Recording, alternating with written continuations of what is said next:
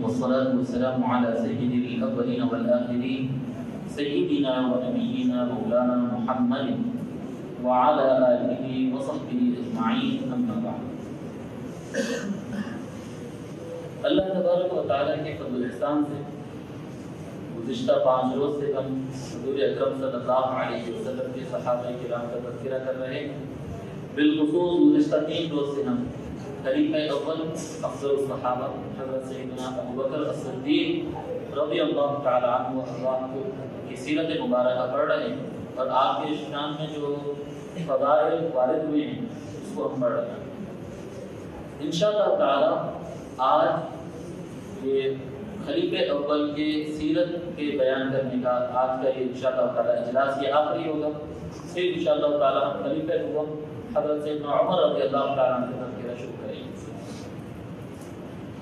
کل ہم جو پڑھے تھے اس میں ہم جنت میں حضرت سیدنا ابوبکر صدیق رضی اللہ تعالیٰ عنہ کا کیا مقام ہوگا یہاں پر آ کر ہم گے اور بتائے تھے کہ آج انشاءاللہ تعالیٰ ہم خلافت سے شروع کریں گے کہ حضرت سیدنا ابوبکر صدیق رضی اللہ تعالیٰ عنہ مسلمانوں کے خلیفہ کس طرح بنے. یہ بات بالکل واضح ہے کہ خلفائے راشدین چاروں خلفاء حضرت سیدنا ابوبکر، حضرت سیدنا عمر بن خطاب، حضرت سیدنا عثمان بن عفان اور حضرت سیدنا علی مرتضی رضی اللہ تعالی عنہ اجمعین، یہ چاروں کی جو خلافت ہے بلکہ حضرت سیدنا امام حسن رضی اللہ تعالی عنہ کی 5 خلفائے راشدین تو 5 جیسے کہ آپ جانتے ہیں. حضرت سیدنا امام حسن رضی اللہ تعالی عنہ کا زمانہ بہت کم ہے، صرف 6 مہینے کی مدت خلافت ہے، اس لیے عام طور پر 4 خلفاء بول کر مشہور ہوتا ہے. حقیقت یہ ہے کہ خلافت راشدہ 5 خلفاء کے درمیان نہیں ہے، جیسا کہ حضور اکرم صلی اللہ علیہ وسلم کا فرمان ہے کہ الخلافت من بعدی 30 سنہ، میرے بعد خلافت 30 سال رہے گی. اور ان 30 سالوں میں تقریباً 2.5 سال حضرت ابوبکر رضی اللہ تعالیٰ عنہ کے رہے، 10 سال حضرت عمر رضی اللہ تعالیٰ عنہ کے رہے، 12.5 سال حضرت عثمان غنی رضی اللہ تعالیٰ عنہ کے رہے، 4.5 سال حضرت مولا کائنات علی مرتضیٰ کے رہے اور 6 ماہ حضرت سیدنا امام حسن رضی اللہ تعالیٰ عنہ. ان پانچوں امام پر اور 5 خلفاء پر خلافت راشدہ کمپلیٹ ہوئی ہے. اس کے بعد سے پھر بنو امیہ کا زمانہ اور ملوکیت کا دور اس کے بعد سے شروع ہوا. حضرت سیدنا امام حسن رضی اللہ تعالیٰ عنہ کی جو حکومت کی ابتدا رہی اور یہاں تک کہ آپ امیر معاویہ بن ابی سفیان کے ہاتھ میں حکومت دی، وہ جس وقت تک ایگریمنٹ ہوا تھا اس وقت تک حضور اکرم صلی اللہ علیہ وسلم کے فرمان میں 30 سال باقی تھے اور جس تاریخ کو وہ حکومت ان کے ہاتھ میں دیے تھے، سونپ دیے تھے، ایگریمنٹ ہوا تھا اور حکومت دوسروں کے ہاتھ میں دیے تھے، وہ جو دن تھا وہ 30 سال ختم ہونے کا دن تھا. جیسے کہ آپ صلی اللہ علیہ وسلم فرمائے کہ خلافت میرے بعد 30 سال رہے گی. اب یہ جو 5 خلفاء ہیں، یہ 5 جو خلفاء ہیں ان کے بارے میں حضور اکرم صلی اللہ علیہ وسلم اپنے حیات مبارکہ میں ان کا خلیفہ ہونا اور ان کا حضور کا جانشین ہونا، اس طرف حضور صلی اللہ علیہ وسلم واضح اشارے دے دیے. اشارے ہی تھے، وہ اشارے کے 5 جگہ پر یعنی کھلے الفاظ میں بھی فرما دیے. اکثر تو اشارے، لیکن اشارے بالکل کلیئر ہے، یعنی آسانی سے ہر آدمی سمجھ سکتا ہے کہ حضور اکرم صلی اللہ علیہ وسلم کا منشا اور ان کی حکمت کیا تھی اور ان کا ارادہ کیا تھا، اور اس کے مطابق ہی یہ خلفاء اپنی جگہ بھیجے گئے زمانے کی گزرنے کے اعتبار سے. ترمذی شریف میں آتا ہے کہ حضور اکرم صلی اللہ علیہ وسلم ارشاد فرمایا کہ اقتدوا بالذین من بعد ابی بکر و عمر، اے لوگوں میرے بعد تم اقتدا کرنا ابو بکر اور عمر کی. اب دیکھیں کتنی کلیئر بات ہے، میرے بعد تم اقتدا کرنا. اقتدا کا معنی جیسے کہ ہم بتائیں پہلے بھی کئی مرتبہ بتا چکے ہیں، اقتدا کا معنی آتا ہے اپنی لائف کے اندر، ظاہری معاملات کے اندر کسی کی اتباع کرنا، کسی کے پیچھے چلنا. روحانی جو معاملات ہوتے ہیں اس کو اقتدا نہیں کہتے. روحانی جو معاملات ہوتے ہیں ان کو اقتدا نہیں کہا جاتا. جیسے کہ آپ بولتے ہیں کہ میں یہاں پر کوئی امام صاحب خان قادری صاحب کے میں اقتدا میں نماز پڑھا ہوں، خان قادری صاحب کے، مولانا خان قادری صاحب کے ابتدا میں نماز پڑھا تو خان قادری صاحب کی جو دل کی کیفیت تھی، کیا وہی دل کی کیفیت آپ کی تھی؟ کیا ان کے جو قلبی معمولات تھے وہی تھے؟ کیا جو ان کی کیفیت ایمانی ہے وہی آپ کی کیفیت ایمانی ہے؟ کیا آپ اس میں ان کی ابتدا کریں؟ نہیں، ابتدا کریں اس کا مطلب یہ ہوتا کہ تکبیر تحریمہ انہیں کے ساتھ آنا، ان کے اللہ اکبر کہنے پر ہی رکوع میں گیا، ان کے سمع اللہ لمن حمدہ پر ہی میں اٹھا، ان کے سلام پھیرنے پر ہی میں سلام پھیرا، اگر وہ سجدے سہو کیے تو سجدے سہو کیا۔ اس کو کہتے ہیں اقتدا۔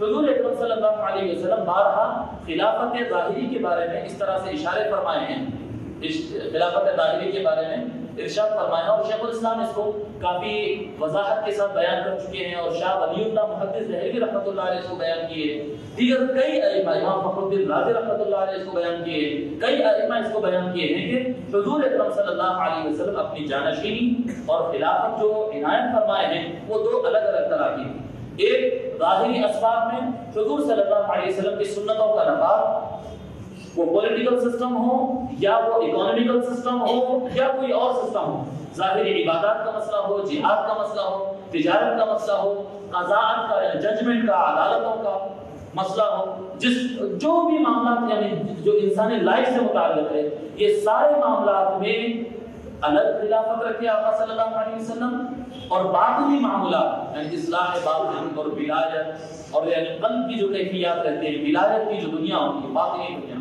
وہ دنیا کے لیے حضور صلی اللہ علیہ وسلم الگ خلافت فرمائے، جہاں پر فرمائے اقتدوا بالذین من بعد ابی بکر و عمر، حضور صلی اللہ علیہ وسلم فرمائے کہ میرے بعد تم اقتدا کرنا ابو بکر اور عمر کے۔ وہاں پر ولایت کی دنیا میں فرمائے کہ من کنت مولا ہوں فابا علی مولا، میں جس کا ولی ہوں تو علی اس کا ولی ہے۔ تو حضور صلی اللہ علیہ وسلم یہاں پر واضح طور پر دو الگ الگ ذمہ داریاں دو الگ الگ افراد کو سونپے، اور دونوں بھی نہایت اہم ہیں۔ ان میں سے کوئی آدمی اگر میرا دل تو بہت اچھا ہے لیکن ظاہری عمل کیسا بھی ہوگا، یہ چلنے والی بات نہیں ہے، یہ بالکل دھوکہ ہے۔ جو لوگ دھوکے دیتے ہیں کہ دل، ہم تو دل کے اچھے ہیں، دل کے اچھے، وہ بیکار باتیں ہیں وہ سارے۔ جتنا باطن اہمیت کا حامل ہے اتنا ہی ظاہر اہمیت کا حامل ہے۔ حضور اکرم صلی اللہ علیہ وسلم جتنا ظاہر کی اہمیت بتائے ہیں اتنا ہی باطن کی اہمیت بتائے، جتنا باطن کے بارے میں بتائے اتنا ہی ظاہر کے بارے میں بتائے۔ سو یہ دونوں لازمی اشیاء ہیں، یعنی انسان بنتا ہے روح اور جسم سے، جی روح اور جسم دونوں چیزوں کو ملائے تو انسان بنتا ہے، جی سمجھ میں آ رہی ہے بات؟ تو جسم سے متعلق جتنے احکام ہوتے ہیں وہ یہ خلافت میں چلے ہیں، جس کے خلیفہ اول حضرت سیدنا ابوبکر صدیق رضی اللہ تعالیٰ عنہ ہیں، اور باطنی میدان اور باطنی ولایت وغیرہ اس میدان کے خلیفہ اول حضرت سیدنا علی مرتضیٰ رضی اللہ تعالیٰ عنہ ہیں، جیسے کہ شیخ الاسلام نے کہا، جیسے کہ شاہ ولی اللہ محدث دہلوی نے کہا، جیسے کہ اور ائمہ امام فخر الدین رازی وغیرہ وغیرہ بہت سارے حوالے ہیں۔ یہ ائمہ نے بتایا کہ خلافت باطنی روحانی خلافت اس میدان میں چلی۔ اب اس کو سمجھنے کے لیے یعنی ان میں کنفیوژن پیدا نہیں ہونے کے لیے پھر بعد میں اس کا نام تھوڑا سا چینج کر دیا گیا، سمجھ میں آنے کے لیے خلافت ظاہری کو خلافت کا نام دیا گیا اور باطنی خلافت کو امامت کا نام دے دیا گیا۔ 12 امام ہوں گے، سو پہلے امام کون ہے 12 امام میں؟ پہلے امام مولا علی، امامت کا نام دے دیا گیا۔ سمجھ میں آ رہی بات؟ اب یہ جو نادان شیعہ ہوتے ہیں، یہ اب موجودہ اس زمانے کی شیعہ جو نادان لوگ ہیں اور ان میں جو غالب قسم کے رافضی ہیں، یہ لوگ کیا چاہتے ہیں کہ مولا علی کی اس امامت کو ثابت کرتے ہوئے اصحاب رسول صلی اللہ علیہ وسلم کی جو خلافت ہے، جو حضور صلی اللہ علیہ وسلم نے رتبہ حضرت ابوبکر کو دیا، حضرت عمر اور حضرت عثمان کو دیا، اس کا انکار کرنا چاہتے ہیں۔ یہ ان کی سازش اور یہ ان کی بے ادبی اور جرأت ہے، یہ جرأت ہے، جبکہ یہ مرتبہ حدیث سے ثابت ہے کہ مرتبہ اور مقام اور خلافت اور خلیفہ اول حضرت ابوبکر کو حضور صلی اللہ علیہ وسلم نے خود فرما کر بنایا ہے۔ سو یہ جرأت ہے، اگر کوئی حضرت ابوبکر رضی اللہ تعالیٰ عنہ کی خلافت کا منکر بنتا ہے، بیس کس کو بناتا ہے؟ مولا علی کی امامت اور خلافت جو باطنی خلافت ہے، اس کو بیس بنا کر اگر ان کا انکار اگر کوئی کرتا ہے تو سمجھنا کہ وہ گمراہ ہو چکا ہے اور اس گمراہی اس کو دوزخ میں لے جانے والا ہے۔ مولا علی کی امامت اور خلافت اپنی جگہ مسلم ہے، وہ باطنی دنیا سے متعلق ہے، لیکن ظاہری دنیا میں خلافت خود حضور اکرم صلی اللہ علیہ وسلم اپنی موجودگی میں تمام صحابہ جن میں علی مرتضیٰ رضی اللہ تعالیٰ عنہ موجود ہے، ان کی موجودگی میں حضور اکرم صلی اللہ علیہ وسلم حضرت ابوبکر رضی اللہ تعالیٰ عنہ کو امامت کے مسئلے پر آگے بڑھائے اور اس وقت گفتگو ہوئی، امہات المؤمنین میں گفتگو ہوئی، لوگوں میں گفتگو ہوئی، لوگ بڑی بات کی ہے اس زمن میں کہ بھئی عمر بن الخطاب کو آگے بڑھا جائے. حضور صلی اللہ علیہ وسلم فرمایا نہیں، ابوبکر کی موجودگی میں. یعنی حضور اکرم صلی اللہ علیہ وسلم اپنی جانشینی کے لیے حضرت ابوبکر رضی اللہ تعالیٰ کو منتخب فرمائیے.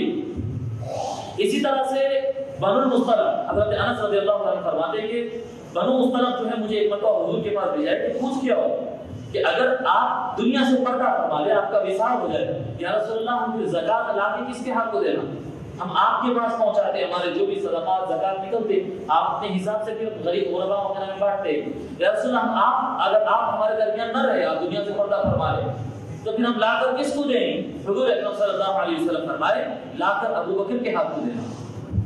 اب دیکھیے کتنا کلیئر ہے، یہ صاف ہے کہ نظام زکوٰۃ ہو، نظام نماز ہو، حضرت ابوبکر کو آگے بڑھا دیے اپنی موجودگی میں. اسی طرح سے نظام زکوٰۃ ہے، زکوٰۃ سسٹم ہے، حضور اکرم صلی اللہ علیہ وسلم واضح کرنے فرما دیے کہ ابوبکر کو لا کر دینا. ایک خاتون حضور اکرم صلی اللہ علیہ وسلم کے پاس آ کر کچھ سوالات کی، ابھی اسی کچھ تشنگی باقی تھی، وہ پلٹ کے جا رہی تھی. حضور صلی اللہ علیہ وسلم فرمائے کہ خاتون کہ تم دوبارہ ہوگی، بوڑھی عورت تھی، خاتون تم دوبارہ ہوگی؟ وہ عرض کرنے لگی یا رسول اللہ ہاں میں آؤں گی، پر اگر آپ نہ ملے تو؟ حضور صلی اللہ علیہ وسلم فرمائے کہ اگر میں نہ ملوں، ان جئتی فإن لم تجدنی، اگر تم آؤ مجھے نہ پاؤ، فأتی ابا بکر، تو تم ابو بکر کے پاس آنا، فإنہ الخلیفۃ من بعدی، کیونکہ میرے بعد وہی جانشین بننے والے ہیں. اب صاف، اب اس میں کوئی دو رائے اور گنجائش اس میں نہیں ہو سکتا ہے. اور اس روایت کو ابن عساکر نے نقل کیا ہے، ابن عساکر اور دیگر ائمہ نے حضرت عبداللہ بن عباس رضی اللہ تعالیٰ عنہ سے اس کو روایت کیا ہے. تو ٹھیک ہے، یہاں پر حضرت ابوبکر رضی اللہ تعالیٰ عنہ کی خلافت کو یہاں پر حضور صلی اللہ علیہ وسلم صریح الفاظ میں فرما دیے. اور پھر ایک مرتبہ ایسا ہوا جیسا کہ مسلم شریف میں آیا، مسند احمد وغیرہ میں بھی یہ روایت اس طرح کی موجود ہے. جی روایت اس طرح کی موجود ہے مسلم شریف میں. ام المؤمنین عائشہ صدیقہ رضی اللہ عنہا فرماتی ہے حضور اکرم صلی اللہ علیہ وسلم اپنے وصال کے قریب، جب حضور پردہ فرمانے والے تھے اور اس دنیا کو چھوڑ جانے والے تھے اور آخرت کو انتخاب کر لیے، حضور صلی اللہ علیہ وسلم اللہ تعالیٰ کے پاس جانے کو انتخاب کر لیے، تو حضور صلی اللہ علیہ وسلم فرمائیں ادعی لی ابا بکر ابا واخاکی حتی اکتب کتابا. ام المؤمنین عائشہ سے فرمائیں کہ عائشہ ایک کام کرو، تم اپنے ابا کو بلاؤ، ابو بکر کو بلاؤ، اور تمہارے بھائی عبد الرحمن کو بلاؤ.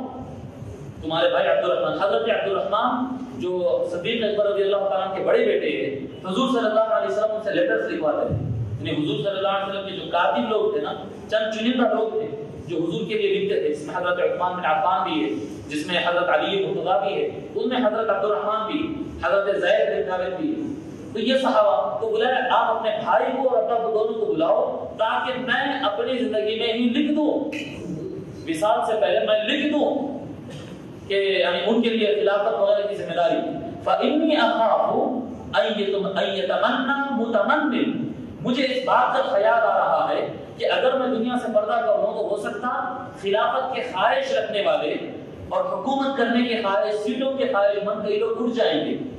وَيَقُولَ قَائِلٌ، اور کئی لوگ ایسے بولنے لگیں گے انا اولا، لوگ آ کر بولیں گے کہ نہیں میں اور بہتر ہوں خلافت کرنے کے واسطے، میں حکمران بن جاتا ہوں، امیدوار آ جائیے، جیسے ہوتا نا سیاست میں ہم کو منتخب کرو، ہم کو منتخب کرو. تو ایسا نہ ہو جائے.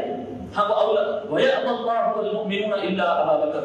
حضور صلی اللہ علیہ وسلم فرماتے ہیں کہ مجھے اس بات کا خیال جا رہا ہے کہ کہیں لوگ اپنے آپ کو پیش کرنا شروع کر دیں گے کہ ہم زیادہ بہتر ہے، جبکہ معاملہ یہ ہے کہ ایمان والے اور اللہ تعالیٰ ابو بکر کے علاوہ کسی کو بنانے تیار بھی نہیں.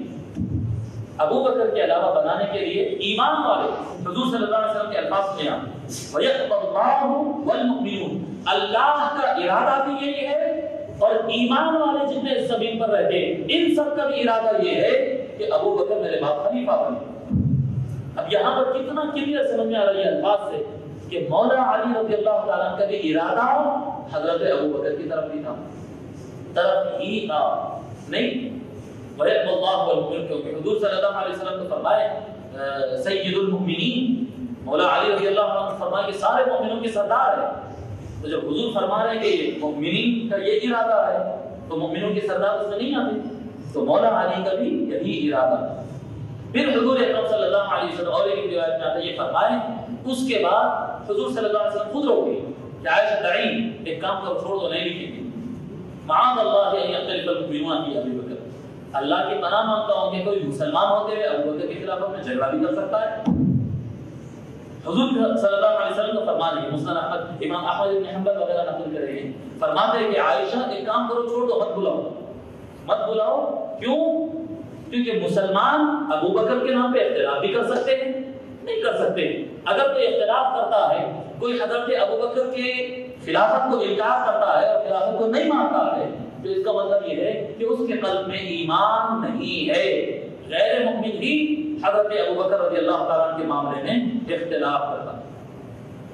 اور نماز کے مسئلے میں تو کئی لوگ دوسرے نامہ پیش کرے. حضور اکرم صلی اللہ علیہ وسلم فرمائے لا نہیں یقبل اللہ والمسلمون الا ابا بکر اللہ اور مسلمانوں کی مرضی یہ ہے کہ امامت ابو بکر کرے بس کوئی دوسرا نام اس ضمن میں آ ہی نہیں سکتا. اب اس کے بعد جو مسئلہ پیدا ہوا اب جب آقا صلی اللہ علیہ وسلم اس دنیا سے پردہ فرما لیے ٹھیک ہے جیسے پردہ فرمائے تو مسلمانوں کی اور جو قدیم جو بڑے مسلمان ہیں سینئر جو صحابہ کرام تھے حضرت ابو بکر حضرت عمر حضرت عثمان ابو عبیدہ بن جراح وغیرہ وغیرہ وغیرہ ان سب کی نیت یہ ہے کہ مسلمان وداؤٹ کمانڈر کے نہیں رہنا بغیر قائد کے بغیر حکمران کے بغیر خلیفہ کے نہیں رہنا کچھ لمحے بھی نہیں رہنا.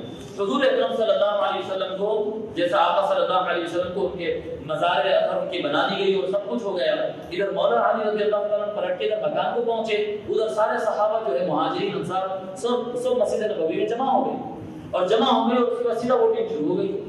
تو یہ خلیفہ کون حضرت علی ہے نہیں وہاں حضرت علی وہاں پر نہیں ہے. اسی کو فیصلہ آتے ہیں بعض لوگ بولنے والے کہ بھئی علی کا منشا کچھ اور تھا. علی کا منشا کیسا الگ ہو سکتا ہے جو حضور چاہے اس سے ہٹ کے بھی علی کا منشا ہو سکتا ہے. یہ الزام ہے مولا علی گھر گئے تھے اور یہاں پر ووٹنگ شروع ہو گئی. اب اس میں دو بڑے گروپس ہوتے تھے مہاجرین اور انصار جی باقی لوگ اور بھی تھے لیکن مین لوگ جو تھے وہ مہاجرین اور انصار. اب یہ مہاجرین اور انصار میں جو گفتگو ہوئی انصاری لوگ اٹھ کر بولے کہ منا عمرہ و منکم عمرہ کبھی خلیفہ آپ کی طرف سے بنے گا کبھی خلیفہ ہماری طرف سے بنے گا. تو صحابہ کرام بولے کہ مہاجرین بولے کہ ایسا نہیں ہو سکتا کیوں حدیث شریف میں آیا الائمۃ من قریش کہ خلیفہ اور جو بادشاہ ہوں گے اور جو حکمران ہوں گے وہ حکمران صرف قریش میں سے ہوگا. یہ حضور فرمائے جب حضور کا فرمان آیا تو پورے انصاری پیچھے ہٹ گئے بولے ہم تو دوڑ میں نہیں ہیں یہ رائٹ. وہ سیدھے سادے لوگ ایک دم بالکل سیدھے سادے لوگ تھے وہ لوگ ہٹ گئے. اب رہ گئے معاملہ مہاجرین کے درمیان مہاجرین بولے انصار کو اتنا بول دیے تھے کہ منا امراء و منکم الوزراء منا الامراء و منکم الوزراء حکمران ہمارے میں سے بنیں گے مہاجرین میں سے اور انصاریوں میں سے وزیر بنائے جائیں گے. ٹھیک ہے انصاریوں میں سے وزیر بنائے جائیں گے. اس بات پر وہ بات ہو گئی. اب کس کا نام پیش کیا جائے مولا علی تو سامنے تھے ہی. حضرت ابو بکر رضی اللہ تعالیٰ سب سے پہلے بات کیے اور گفتگو کر کے نام پیش کرے حضرت عمر رضی اللہ تعالیٰ کہ عمر رضی اللہ تعالیٰ قوت والے ہیں بڑی آواز والے ہیں حکمت والے ہیں شیطان ان سے ڈرتا ہے وغیرہ وغیرہ ان کی یہ خصائص ہے اور میں سمجھتا ہوں کیونکہ وہ فرق کرنے والے حق و باطل کے درمیان الفاروق ہیں تو ان کا نام اس معاملے کے اندر زیادہ مناسب رہے گا. تو حضرت عمر رضی اللہ تعالیٰ فرماتے کہ نہیں ایسا نہیں ہو سکتا ہے میرے ہر معاملے سے آپ مجھے حضور صلی اللہ علیہ وسلم کی زیادہ قریب تھے. مکے کے اندر آپ پہلے اسلام قبول کرے ہجرت میں آپ رسول اللہ کے ساتھی تھے اور حضور صلی اللہ علیہ وسلم کی زندگی میں آپ کی حیات مبارکہ میں حضور نے آپ کو امامت کے لیے آگے بڑھایا تھا لہٰذا آپ ہی بہتر خلیفہ ہو سکتے ہیں. ہاتھ آگے بڑھائیے میں بیعت کرتا ہوں انتظام نہیں کرتے ہو ہاتھ آگے بڑھائیے میں بیعت کرتا ہوں. جیسا حضرت عمر رضی اللہ عنہ حضرت ابو بکر کا ہاتھ پکڑ کے بولتے ہیں کہ ہم آپ کو خلیفہ مانیں تو سارے مسلمان ایک کے بعد مہاجرین اور انصار کی ایک بڑی تعداد جو وہ سارے لوگ جو ہے مان لیتے. مگر اس میں یہ معاملہ ادھر ہوتے رہتا ہے ادھر حضرت علی رضی اللہ تعالیٰ گھر میں رہتے ہیں کچھ اطلاع نہیں. حضرت علی رضی اللہ تعالیٰ اپنے مکان سے نکلتے ابو سفیان ملتے ہیں ان کو امیر معاویہ کے والد صاحب ابو سفیان ملتے ہیں. ابو سفیان ان کو مل کر بولتے ہیں کہ علی آپ یہاں پر بیٹھے ہو خلافت کا فیصلہ ہو جا رہا یہ کیا بات نہیں مسجد نبوی میں ایسا کر رہے ہیں، آپ کو بلانا تو تھا، آپ کو مشورے میں کیسا تھا، میں تھوڑا تیز گفتگو، ایسا کیسا ہو سکتا، ویسا کیسا ہو سکتا، ایک کام کرو آپ ابو بکر کے مقابلے میں، ان کا نام جبرا ہوگا، آپ ان کے مقابلے میں آپ اپنا دعویٰ پیش کرو کہ خلیفہ ابو بکر نہیں بلکہ میں رہوں گا۔ آپ دیکھیں وہاں پر صحابہ میں کیسی گفتگو ہو رہی تھی، صحابہ میں ایسی گفتگو ہو رہی تھی کہ ابو بکر عمر کو بنا ہوا ہے اور عمر ابو بکر کو بنا ہوا ہے رضی اللہ عنہ، کوئی وہاں پر یہ دعویٰ نہیں کر رہا کہ میرے کو بناؤ۔ اور یہ صحابہ کو یہ حضور یہ تربیت کر دیے تھے کہ ان میں سے کوئی آدمی حکومت اور سیٹ وغیرہ چاہتا ہی نہیں تھا، اور مولا علی کا معاملہ وہی تھا۔ مگر یہ صاحب آتے ہوئے تھوڑا بھڑکا رہے ہیں، گرم گفتگو کر رہے ہیں کہ ایک کام کرو علی، آپ جاؤ، آپ دعویٰ پیش کر دو، بڑی عمر کے آدمی تھے ابو سفیان، بولے آپ دعویٰ پیش کر دو، اور اگر آپ دعویٰ پیش کر دیے تو میں اپنے پورے خاندان قبیلہ وغیرہ لے کر سارے ہمارے ووٹ آپ کی طرف ہو جائیں گے۔ حضرت علی رضی اللہ تعالیٰ اطمینان سے سننے کا فرماتے ہیں کہ جناب ابو سفیان صاحب، آپ کلمہ وغیرہ تو پڑھ چکے ہیں لیکن ابھی تک آپ کے اندر سے کفر کی بو آ رہی ہے۔ حضرت علی رضی اللہ تعالیٰ نے جواب بھڑکا رہے ہیں، لڑانا چاہ رہے صحابہ کو، ابھی حضور کا وصال ہوا، آج تو یہ مزار مبارک وغیرہ آج تو بنی، آج تو ہوا ہے، اب مسلمانوں کے درمیان مشورہ چل رہا، آپ لڑانا چاہ رہے ہیں۔ اب سمجھو نا، یہ اگر ایک گروپ اب حضرت ابو بکر کا نام پیش کر دیا اور مولا علی اگر آ گئے تو پھر مولا علی کا تو نام بہت بڑا نام ہے، حضور صلی اللہ علیہ وسلم منظور تو مولا فرمائے، تو یقینی بات ہے کہ بڑا گروپ ان کا ٹھہر جائے گا اور مسجد نبوی میں تو میں ہوں گی، لڑائی ہوگی۔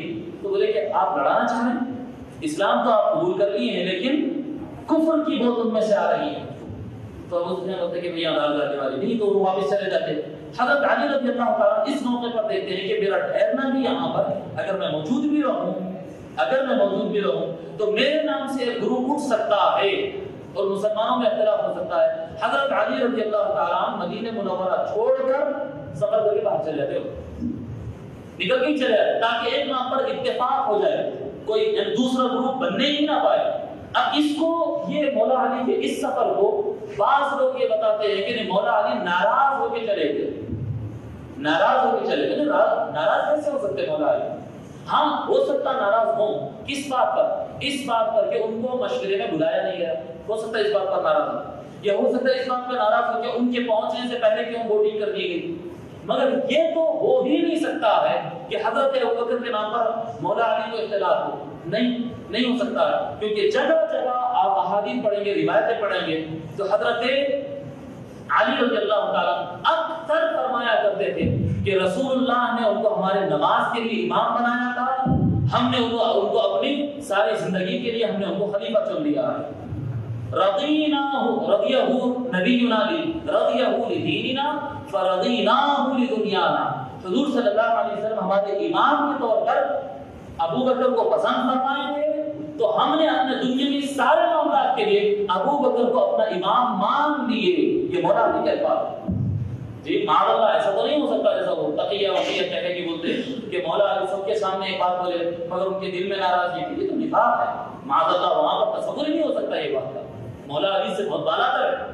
تو مولا علی رضی اللہ تعالیٰ فتنے نہ ہو اس لیے نکل کر چلے گئے، اور مولا علی کے جانے کی وجہ سے کچھ حضرات میں جو ہے، بعض حضرات میں ایک تو یہ بڑا کام یہ ہو گیا کہ فتنہ نہیں ہوا، دو گروپ نہیں بنے، لیکن انصاریوں کا ایک بڑا دم تھا اور قدیم وفادار جو حضرت علی اور حضور کے گھر کے جو قدیم وفادار تھے، جن میں حضرت بلال رضی اللہ تعالیٰ نے، حضرت عمار بن یاسر رضی اللہ تعالیٰ نے، حضرت سعد بن عبادہ رضی اللہ تعالیٰ نے، اور اس طرح کی طبقہ ہے صحابہ کا، انہوں نے بولے ہم ابو بکر کے ہاتھ کو بیعت نہیں کرتے، علی نہیں بولے نا، علی بولتے علی جو بولے وہ کرنے والے، اگر علی بولے میں تو ہم ان کے ہاتھ میں بیعت کرنے والے، اگر علی کچھ نہیں بولے، اگر علی آپ کو مان لیے تو ہم ماننے والے۔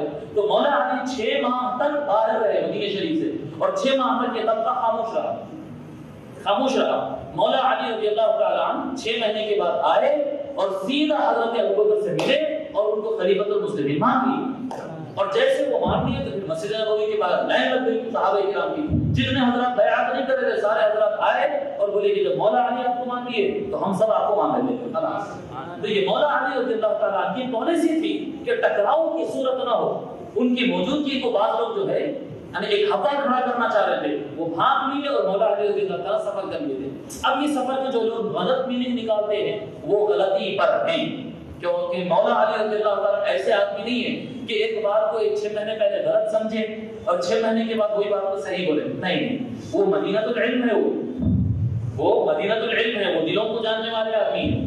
نہیں مولا علی ایسا ہو کہ 6 مہینے پہلے بولے کہ نہیں ابو بکر غلط کرے، میں ناراض ہو کے چلے جاتا ہوں، اور 6 مہینے کے بعد آ کے بول رہے کہ ہمیں ابو بکر صحیح کرے. نہیں علی یہ لیول کے آدمی نہیں ہے، وہ مولا مولا علی مولا. تو ان کا جانا اس بات پہ دلالت کرتا ہے کہ وہ نہیں چاہتے تھے کہ مدینے میں کوئی کلیشز اور دو گروپ بنے، نہیں چاہتے، اور اسی وجہ سے ان کا وہ سفر تھا. تو حضرت ابوبکر رضی اللہ تعالیٰ عنہ کی اس طرح سے خلافت ہوگی. جیسے حضور صلی اللہ علیہ وسلم کے انتقال کی خبر پھیلی، مثال کے آپ کی دنیا سے پردہ فرمانے کی جب خبر پھیل گئی، جو فتح مکہ کے بعد جو دھڑا دھڑ لوگ مسلمان ہوئے تھے نا، قبیلوں کے قبیلے جو مسلمان ہوئے تھے ایک ساتھ. جی جیسا کہ میں بتا رہا کہ سب صحابہ ایک لیول میں نہیں ہوتے جی، اور ہر دیکھنے والا تربیت یافتہ کے برابر نہیں ہوتا. جو حضور کے پاس تربیت یافتہ ہے وہ حقیقی صحابہ ہے. اور جیسے کہ حضرت انس رضی اللہ تعالیٰ عنہ فرمائے، یوں تو لاکھوں کی تعداد میں ہیں. حضرت انس رضی اللہ تعالیٰ عنہ کیا فرمائے کہ عرب میں حضور کو دیکھنے والے تو بہت تھے بحالت اسلام، مگر صحابہ میں آخری میں بچا ہوں فرمائے. بتایا تھا نا پہلے بھی. تو یہ جو فرق تھا، حضور اکرم صلی اللہ علیہ وسلم کے وصال کی خبر جیسے عربستان کے علاقے میں پہنچی ہے. اب یہ تاریخ میں ساری کتابوں میں لکھا ہوا ہے. کیا کہتے ہیں حضرت علی رضی اللہ تعالیٰ عنہ خود فرماتے، مولا علی رضی اللہ تعالیٰ عنہ فرمائے ارتدت العرب، عرب کا اکثریت حصہ میجورٹی دوبارہ پلٹ کے کافر ہو گئی. میجورٹی یعنی 100 200 آدمی 5000 آدمی، ایک آدھ قبیلہ 2 قبیلے نہیں. مولا علی رضی اللہ تعالیٰ عنہ 2-3 قبیلوں کے نام لے کر بتا دیے کہ یہ 2-3 قبیلوں کو چھوڑ کر تقریباً سارے قبیلے دوبارہ پلٹ کے کافر ہو گئے. یہ بڑا خطرناک آزمائش تھی، بڑی خطرناک آزمائش تھی. بھائی مانے کیوں تھے؟ مانے یہ تھے کہ بھائی محمد کا ڈومینیشن چل رہا ہے صلی اللہ علیہ وسلم، ان کا ڈومینیشن چل رہا ہے. مدینے میں ان کا کنٹرول، خیبر میں ان کا کنٹرول، مکے میں ان کا کنٹرول، طائف میں ان کا کنٹرول. بھائی وہ طاقتور ابھر رہے تھے، وہ طاقتور کے پیچھے سے گئے. جب ان کا انتخاب ہو گیا سمجھے لوگ پلٹ گئے. اور حضور صلی اللہ علیہ وسلم کے وصال سے پہلے جو عدالت رہی، آقا صلی اللہ علیہ وسلم کے کچھ دن آپ 3-4 دن 5 دن جو آپ بستر عدالت پر رہے ہیں آقا صلی اللہ علیہ وسلم، ان دنوں ہی جیسے لوگ کو اندازہ ہوا تو مسیلمہ الکذاب ایک علاقہ سے نبوت کا اعلان کرتے ہیں. اور ایک شخص تھا جس کا نام طلیحہ تھا، وہ آدمی بھی نبوت یعنی بھائی محمد صلی اللہ علیہ وسلم نبی ہیں، ان کے بعد میرے کو ملی نبوت. سمجھ رہے ہیں؟ جیسے ابراہیم علیہ السلام کے بعد اسماعیل علیہ السلام، ان کے بعد اسحاق علیہ السلام، ان کے بعد یوسف علیہ السلام، پھر موسیٰ علیہ السلام، پھر موسیٰ علیہ السلام کے بعد عیسیٰ علیہ السلام، عیسیٰ علیہ السلام کے بعد محمد صلی اللہ علیہ وسلم، اور حضرت محمد صلی اللہ علیہ وسلم کے بعد مسیلمہ بولا کہ میں جبکہ نبوت ختم ہے وہاں پر. مسیلمہ ادھر دعویٰ کر دیا، ادھر طلیحہ دعویٰ کر دیا. کچھ لوگ نبی ہونے کا اعلان کر دیے، تھوڑے بہت بالکل کم تھی ان کی تعداد. اکثریت پلٹ کے کافر ہو گئی، مانتے ہی.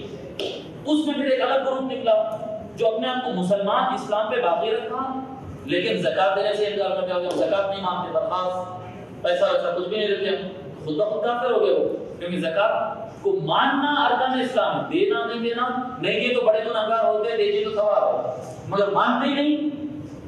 ارکان اسلام کو اگر نہیں مانتے تو سیدھا کافر ہے. تو کچھ لوگ زکات کو منع کر کے کافر ہو گئے، کچھ لوگ دین اسلام سے پلٹ کے کافر ہو گئے، کچھ لوگ نہیں، بہت زیادہ لوگ تقریباً پورا عربستان پلٹ کے کافر ہو گئے ہیں. اور کچھ لوگ جو ہے وہ نبوت کا دعویٰ کر دیا. اب حضرت ابوبکر رضی اللہ تعالیٰ عنہ ابھی تو سیٹ سنبھالے، بس ایک مشکل وقت میں، یعنی مسلمان بغیر حضور کی کبھی تصور نہیں کرے تھے اپنے آپ. ان کا تصور یہ تھا کہ حضور کوئی بھی مسئلہ ہو حضور کے پاس پیش کرو، مسئلہ حل ہوتا ہے. اب حضور درمیان میں نہیں ہے اور فیصلے لینا ہے، تو یہ نہایت بڑا آزمائش کا مسئلہ تھا. آپ تعجب کریں گے دنیا میں اس کی مثال بتانا مشکل ہے کہ اتنے علاقوں میں لوگ مرتد ہو گئے، دوبارہ کافر ہو گئے. اور حکم شرعی کیا ہے؟ اگر کوئی کافر ہے تو اس کو اسلام کی دعوت دی جائے گی. اسلامی کنٹری کے اندر ہے تو اگر وہ مسلمان نہیں ہونا چاہتا تو اس کو کچھ معمولی ٹیکس لگا دیتے، جیسے کہ 4 درہم کہتے ہیں. مان لو آپ کے زمانے میں سالانہ 4000 روپئے دے دینا بس، باقی آپ جو اپنے مذہب پہ ہے رہو، سکون سے کھاؤ پیو مت کرو، آپ کو کوئی ٹینشن آپ کو نہیں ہوگی. تو اسلام کا یہ قانون ہے. لیکن اگر کوئی آدمی مسلمان بن کے دوبارہ کافر ہوا تو اس کے لیے کیا حکم ہے؟ سزائے موت. اور کافر ہونے والوں کی تعداد کتنی ہے؟ جتنے مسلمان بچے ان سے زیادہ کافر ہو گئے، میجورٹی کافر ہو گئی۔ آپ تعجب کریں گے ایک ہی ٹائم پہ، ایٹ اے ٹائم، ایک ہی ٹائم پر حضرت سیدنا ابوبکر صدیق رضی اللہ تعالیٰ عنہ کا یہ کارنامہ ہے کہ مدینہ منورہ کے اندر 10 فوج تیار کرے، 10 فوج، 10 کمانڈر، 10 ان کے ہاتھ میں جھنڈے لے کر 10 علاقوں میں ایک ساتھ جہاد کیے۔ یہ کوئی آسان بات نہیں، ایک محاذ پہ جنگ کرنا کتنا مشکل کام ہوتا ہے۔ ایک طرف فائٹ چل رہی ہے، اپنے ساتھی مر رہے ہیں، اپنی جان کو خطرہ ہے، مال لگ رہا ہے، کھانا پینا، ہتھیار، وہ یہ جنگ بولے تو کوئی معمولی بات نہیں ہوتی۔ ایک ساتھ حضرت ابوبکر رضی اللہ تعالی عنہ 10 محاذ پر جنگ کرائے تھے کہ اگر اسلام کی طرف پلٹ کے آؤ ورنہ تو آئی گردن ماری جائیں، پلٹ کے آنا ہی آنا۔ ادھر جو لوگ زکات منع کرے بولے خدا کی قسم اگر ایک اونٹ کا چھوٹا سا لگام جو بیلٹ ہوگا نا اونٹ کو سنبھالنے کا، اگر زکات کو اتنا بیلٹ بھی اگر روکیں گے، ایک لگام کو بھی اگر روکیں گے تو لشکر لگا کر جنگ روکو، جنگ لڑا دوں گا، مگر زکات میں 1 روپیہ چھوڑنے والا نہیں ہوں۔ حضرت عمر رضی اللہ تعالیٰ جو غصے والے عمر ہے، ہر مرتبہ تو غصے والے، عمر بولے تو غصے والے رضی اللہ تعالیٰ، حضرت عمر آ کے بولنے لگے کہ ابو بکر تھوڑا آہستہ، تھوڑا آہستہ، اتنا تیز آپ فائٹ کرنا شروع کر دیں گے کیسا ہوگا؟ ابھی حضور کا ادھر وصال ہوا، ابھی ادھر کے حالات ایسے چل رہے ہیں، ابو بکر تھوڑا سنبھل کے۔ حضرت ابو بکر صدیق رضی اللہ تعالیٰ عنہ فرمائے حضرت عمر سے ہوتے اجبار فی الجاہلیت خوار فی الاسلام، عمر تم جاہلیت کے زمانے میں تو بڑی طاقت کا مظاہرہ کرتے، اسلام کے معاملے میں نرم پڑ رہے تھے، خدا کی قسم دین مصطفیٰ میں ایک اسٹیپ بھی کم نہیں ہو سکتا میرے زندہ رہتے ہوئے، میرے جیتے جی کوئی چینجز نہیں آ سکتی، میری جان پر سے گزرنا پڑے گا اگر ان کو زکات روکنا ہے۔ ایک ساتھ 10 میدان پہ جہاد کروائے مرتدین سے، مسیلمہ الکذاب سے، قریشہ سے، لوگ کیسے کیسے عجیب عجیب مسلمان تھے، یعنی جو لوگ یعنی بالکل تھوڑے دن بعد اسلام قبول کرے پھر پلٹ گئے، یہ جو لوگ تھے پھر انہوں پلٹ کے پھر دوبارہ مسلمان بھی ہوئے، جب دیکھے کہ ابو بکر کی تلوار چھوڑے نہیں ہمارے لوگ تو پھر مسلمان ہوئے یہ لوگ، ٹھیک ہے سوری غلطی ہو گئی، پھر آ گئے تھے واپس اسلام۔ اب یہ سب آج کے اگر مولانا بیٹھ کے بولتے کہ بھائی ان کو بھی ساروں کو سارے صحابہ میں کاؤنٹ کر لو بولے تو ارے بھائی حضور کی طاقت کو دیکھ کے اسلام دیکھے، حضور کے وصال کو دیکھ کے کافر ہوئے، ابو بکر کی طاقت کو دیکھ کے اسلام قبول کرے، ارے بھائی یہ عام مسلمان ہیں، ان کو سارے صحابہ میں کاؤنٹ نہیں کیا جا سکتا، پاسبل نہیں ہے ایسا ایمان لانے اور ایسا کفر کی طرف جانے والوں کو، ان کو صحابہ میں کاؤنٹ نہیں کیا جا سکتا ہے۔ خیر چلو یہ علماء کے اختلاف کا مسئلہ ہے، اس کو چھوڑ دیتے ہیں۔ یہ جو جنگیں ہوئی ہیں اس کو المرتدین اور المرتدین کی جنگیں کہتے ہیں، اور ہر طرف فتح ہوئی مگر بہت مشکلات بھی ہوئی، کئی جگہوں پہ مسلمان کو کھڑا دیا گیا، یعنی مسلمان کے لشکر کئی محاذ پہ ہارے بھی، ہارے اور مسلمانوں بہت زیادہ شہید ہوئے، پھر ایک طرف جیتنے والے لشکر کو پھر یہ جو ہارا ہوا لشکر ہے اس کے ساتھ ایڈ کر کے پھر اٹیک کیا گیا، یعنی معمولی جنگیں نہیں تھے، یہ بہت بڑے بڑے جنگ تھے۔ ان تمام جنگوں کے اندر سب سے بڑی جنگ رہی مسیلمہ کو مارنے کی۔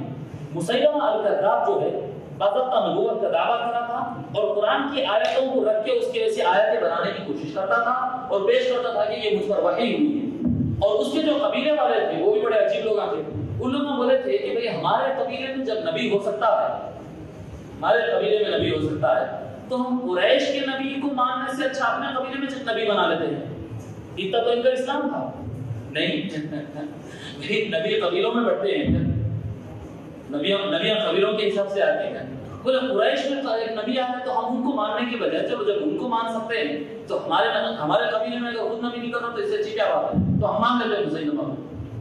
وہ بنو حنیف وہ قبیلہ تھا اور یمن کی سائڈ وغیرہ اس طرف تھا، تو حضرت ابوبکر رضی اللہ تعالیٰ وہاں پر ایک لشکر کو تیار کرے اور لشکر کو تیار کر کے بنو حنیف سے لڑنے کے لیے وہاں پر میدان میں روانہ کرے، لیکن وہاں پر جانے کے بعد یہ اندازہ ہوا کہ بنو حنیف کا لشکر 40,000 کے اوپر تھا اور مسلمانوں کی طرف 10 فوجیں بنے پہلے، مدینہ ہے کتنی آبادی تھی اس میں، وہ آبادی میں 10 فوجیں بنے، پھر مدینہ منورہ میں بھی لوگ رہنا باقی ہے، پھر جبکہ ایک اور ایک لشکر ہے، آپ تعجب کریں گے کہ یہ 10 فوجیں جنگ کرتے تھے، اس کے علاوہ ایک لشکر تھا جو حضور صلی اللہ علیہ وسلم اپنے حیات مبارکہ میں تیار کرے تھے، بڑا لشکر تھا وہ، اور وہ لشکر جانے والا تھا فرس کی طرف، یرموک کی طرف، روم سے لڑنے کے لیے جانے والا تھا، روم سے لڑنے کے لیے بالکل ساؤتھ یعنی ایران کے لیفٹ سائڈ پر ملک شام وغیرہ یہ علاقے میں فلسطین کی طرف جہاد کرنے والا یہ لشکر نکلنے والا تھا، اسامہ بن زید کو کمانڈر بنائے تھے، تو یہ لشکر اپنی جگہ ہے۔ عمر رضی اللہ تعالیٰ نے فرمایا کہ ایک کام کرو، یہ لشکر کو روک دو. یہ لشکر کو حضور صلی اللہ علیہ وسلم اپنے زمانے میں تیار کر دیے تھے. اسامہ بن زید کمانڈر بنائے تھے اور اسامہ بن زید 17 سالہ نوجوان 17 ایئرز. جب ان کو حضور صلی اللہ علیہ وسلم امیر بنائے تھے اسامہ بن زید کو, تو کئی جو منافقین تھے انہوں کو شروع کرنے لگے. بڑے بڑے لوگ ہیں صحابہ میں, ابو بکر موجود ہے, عمر موجود ہے, عثمان موجود ہے, ابو عبیدہ موجود ہے, بڑے بڑے 30 خان, خالد بن ولید وغیرہ, بڑے بڑے نام ہیں نا سبھی, بڑے بڑے جنگل لڑ کے آئے سب لوگ ہیں, ان کے نام ہیں. اور حضور صلی اللہ علیہ وسلم ایک بچے کو بنا دیے 17 ایئرز کا بچہ. فوجیوں میں کون ہے؟ نہیں, کمانڈر اسامہ بن زید ہے, فوج میں ابو بکر عمر ہتھیار لے کے چلے گئے. تو منافقین جو ہے چیما کو یہاں شروع کر دیے. حضور صلی اللہ علیہ وسلم فرمائے کہ تم ان کے باپ زید کو بھی میں ایک مرتبہ کمانڈر بنایا تھا, جب بھی تم ایسے اعتراض کرے, خدا کی قسم اسامہ قاتل ہے اسی لیے میں بنایا. حضور صلی اللہ علیہ وسلم یہ فیصلہ فرما دیے. جب آقا صلی اللہ علیہ وسلم دنیا سے پردہ فرمایا اور حضرت ابوبکر کا زمانہ آیا تو یہ 10 فوج بنے, یہ 10 فوج بنے. حضرت عمر رضی اللہ تعالیٰ بار بار مشورہ دیتے رہے, لیکن حضرت ابوبکر بولے کہ اسامہ کی فوج کو تو میں نہیں ہلانے والا. اسامہ کی فوج رکھتے ہوئے الگ سے 10 فوج بنائے. سمجھ رہے ہیں آپ, بہت مشکل کام تھا یہ, ان کی فوج کو ڈسٹرب کیے بغیر. اور عمر رضی اللہ تعالیٰ جو حضرت ابوبکر کا رائٹ ہینڈ بولے تو حضرت عمر ہی سنا نا, مین پاور ان کا, مین ساتھی. مگر حضرت عمر رضی اللہ تعالیٰ کو فرمائے تھے کہ حضور کو فوج میں رکھے تھے, میں تو خلیفہ بن گیا, میں تو نہیں ہٹ سکتا, مگر عمر تم کو حضور صلی اللہ علیہ وسلم کو لشکر میں رکھے تھے, اسامہ کی کمانڈ میں تم جا کے جہاد کر کے آنا. تو اسامہ رضی اللہ تعالیٰ کی فوج یرموک سے, یرموک اس وقت کا کیا کہتے ہیں روم, اس وقت کا سپر پاور, 2 سپر پاور تھے اس وقت, ایک فارس ایک روم. فارس میں ایران, کسرا جس کا بادشاہ تھا, اور روم جس کا قیصر بادشاہ تھا. یہ دنیا کی سپر پاور تھے اس وقت. روم کی فوج 2 لاکھ آدمی تھی اور فارس کی فوج 3.5 لاکھ 3,60,000 فوج تھی. تو یہ دنیا کی سب سے بڑے سپر پاور, سپر پاور سے لڑنے کے لیے اسامہ بن زید کو ادھر بھیجا ہے اور ادھر 10 محاذوں پہ جنگ کر رہے ہیں. حضرت اسامہ بن زید خود پلٹ کر آ کر بولتے ہیں کہ حضرت ابوبکر, حضور صلی اللہ علیہ وسلم نے مجھے کمانڈر بنایا تھا, مگر میرا یہ فیصلہ ہے کہ میں عمر کو آپ کے ساتھ چھوڑ کے جا رہا ہوں. حضرت ابوبکر تو چھوڑنے تیار نہیں کہ انہیں آپ فوج میں رہنا, مگر اسامہ بن زید کو دیکھ میرے کو مان دیا نا کمانڈر جنگ کے میدان میں, تو میرا یہ فیصلہ ہے کہ میں عمر کو لے جاؤں گا. کیونکہ وہ اندازہ ہو رہا تھا کہ حضرت ابوبکر کی کتنا بار پڑ جا رہا, اور حضرت ابوبکر نہیں بول رہے تھے, ان کو صحابیوں مشورے دے رہے کہ بھی عمر کو لے لو ساتھ میں. بولے نہیں, خدا کی قسم ہے حضور جو طے کرے اس میں تو چینجز نہیں آئیں گے, چینجز نہیں آئیں گے. تو اسامہ بن زید یہ بولے کہ حضور یہ طے کرے تھے کہ میں کمانڈر ہوں, تو میری فوج کون رہیں گے, میں طے کروں. تو اس میں عمر کو یہاں چھوڑ کر گیا. حضرت عمر رضی اللہ تعالیٰ کو چھوڑ کر گئے. اب یہ جو بنو حنیف سے جو ٹکراؤ ہو گیا تھا, 40,000 کی فوج کا اس طرف اندازہ نہیں تھا. بڑے بڑے یعنی لشکر کو یہاں سے روانہ کرے. ابتدا میں تو جنگ بھاری پڑ گئی مسلمانوں پہ, وہ لوگ غالب آ گئے, وہ لوگ, اور وہ بھی بڑا بدماش تھا, مسلمان کرتا. جب جنگ شروع ہوئی تو پہلے تو مسلمانوں پہ بھاری پڑے لوگ, مسلمانوں کو کئی مرتبہ میدان چھوڑ کے ہٹنا پڑا اپنے آپ کو بچانے کے لیے. پھر حضرت ابوبکر رضی اللہ تعالیٰ نے کیا کیے, خالد بن ولید ایک جگہ سے کام کر کے فارغ ہو گئے, لکھ کے بھیجا ان کو, لکھ کے بھیجا کہ اے خلیفۃ المسلمین میں فری ہو گیا, میرا کام ختم ہو گیا.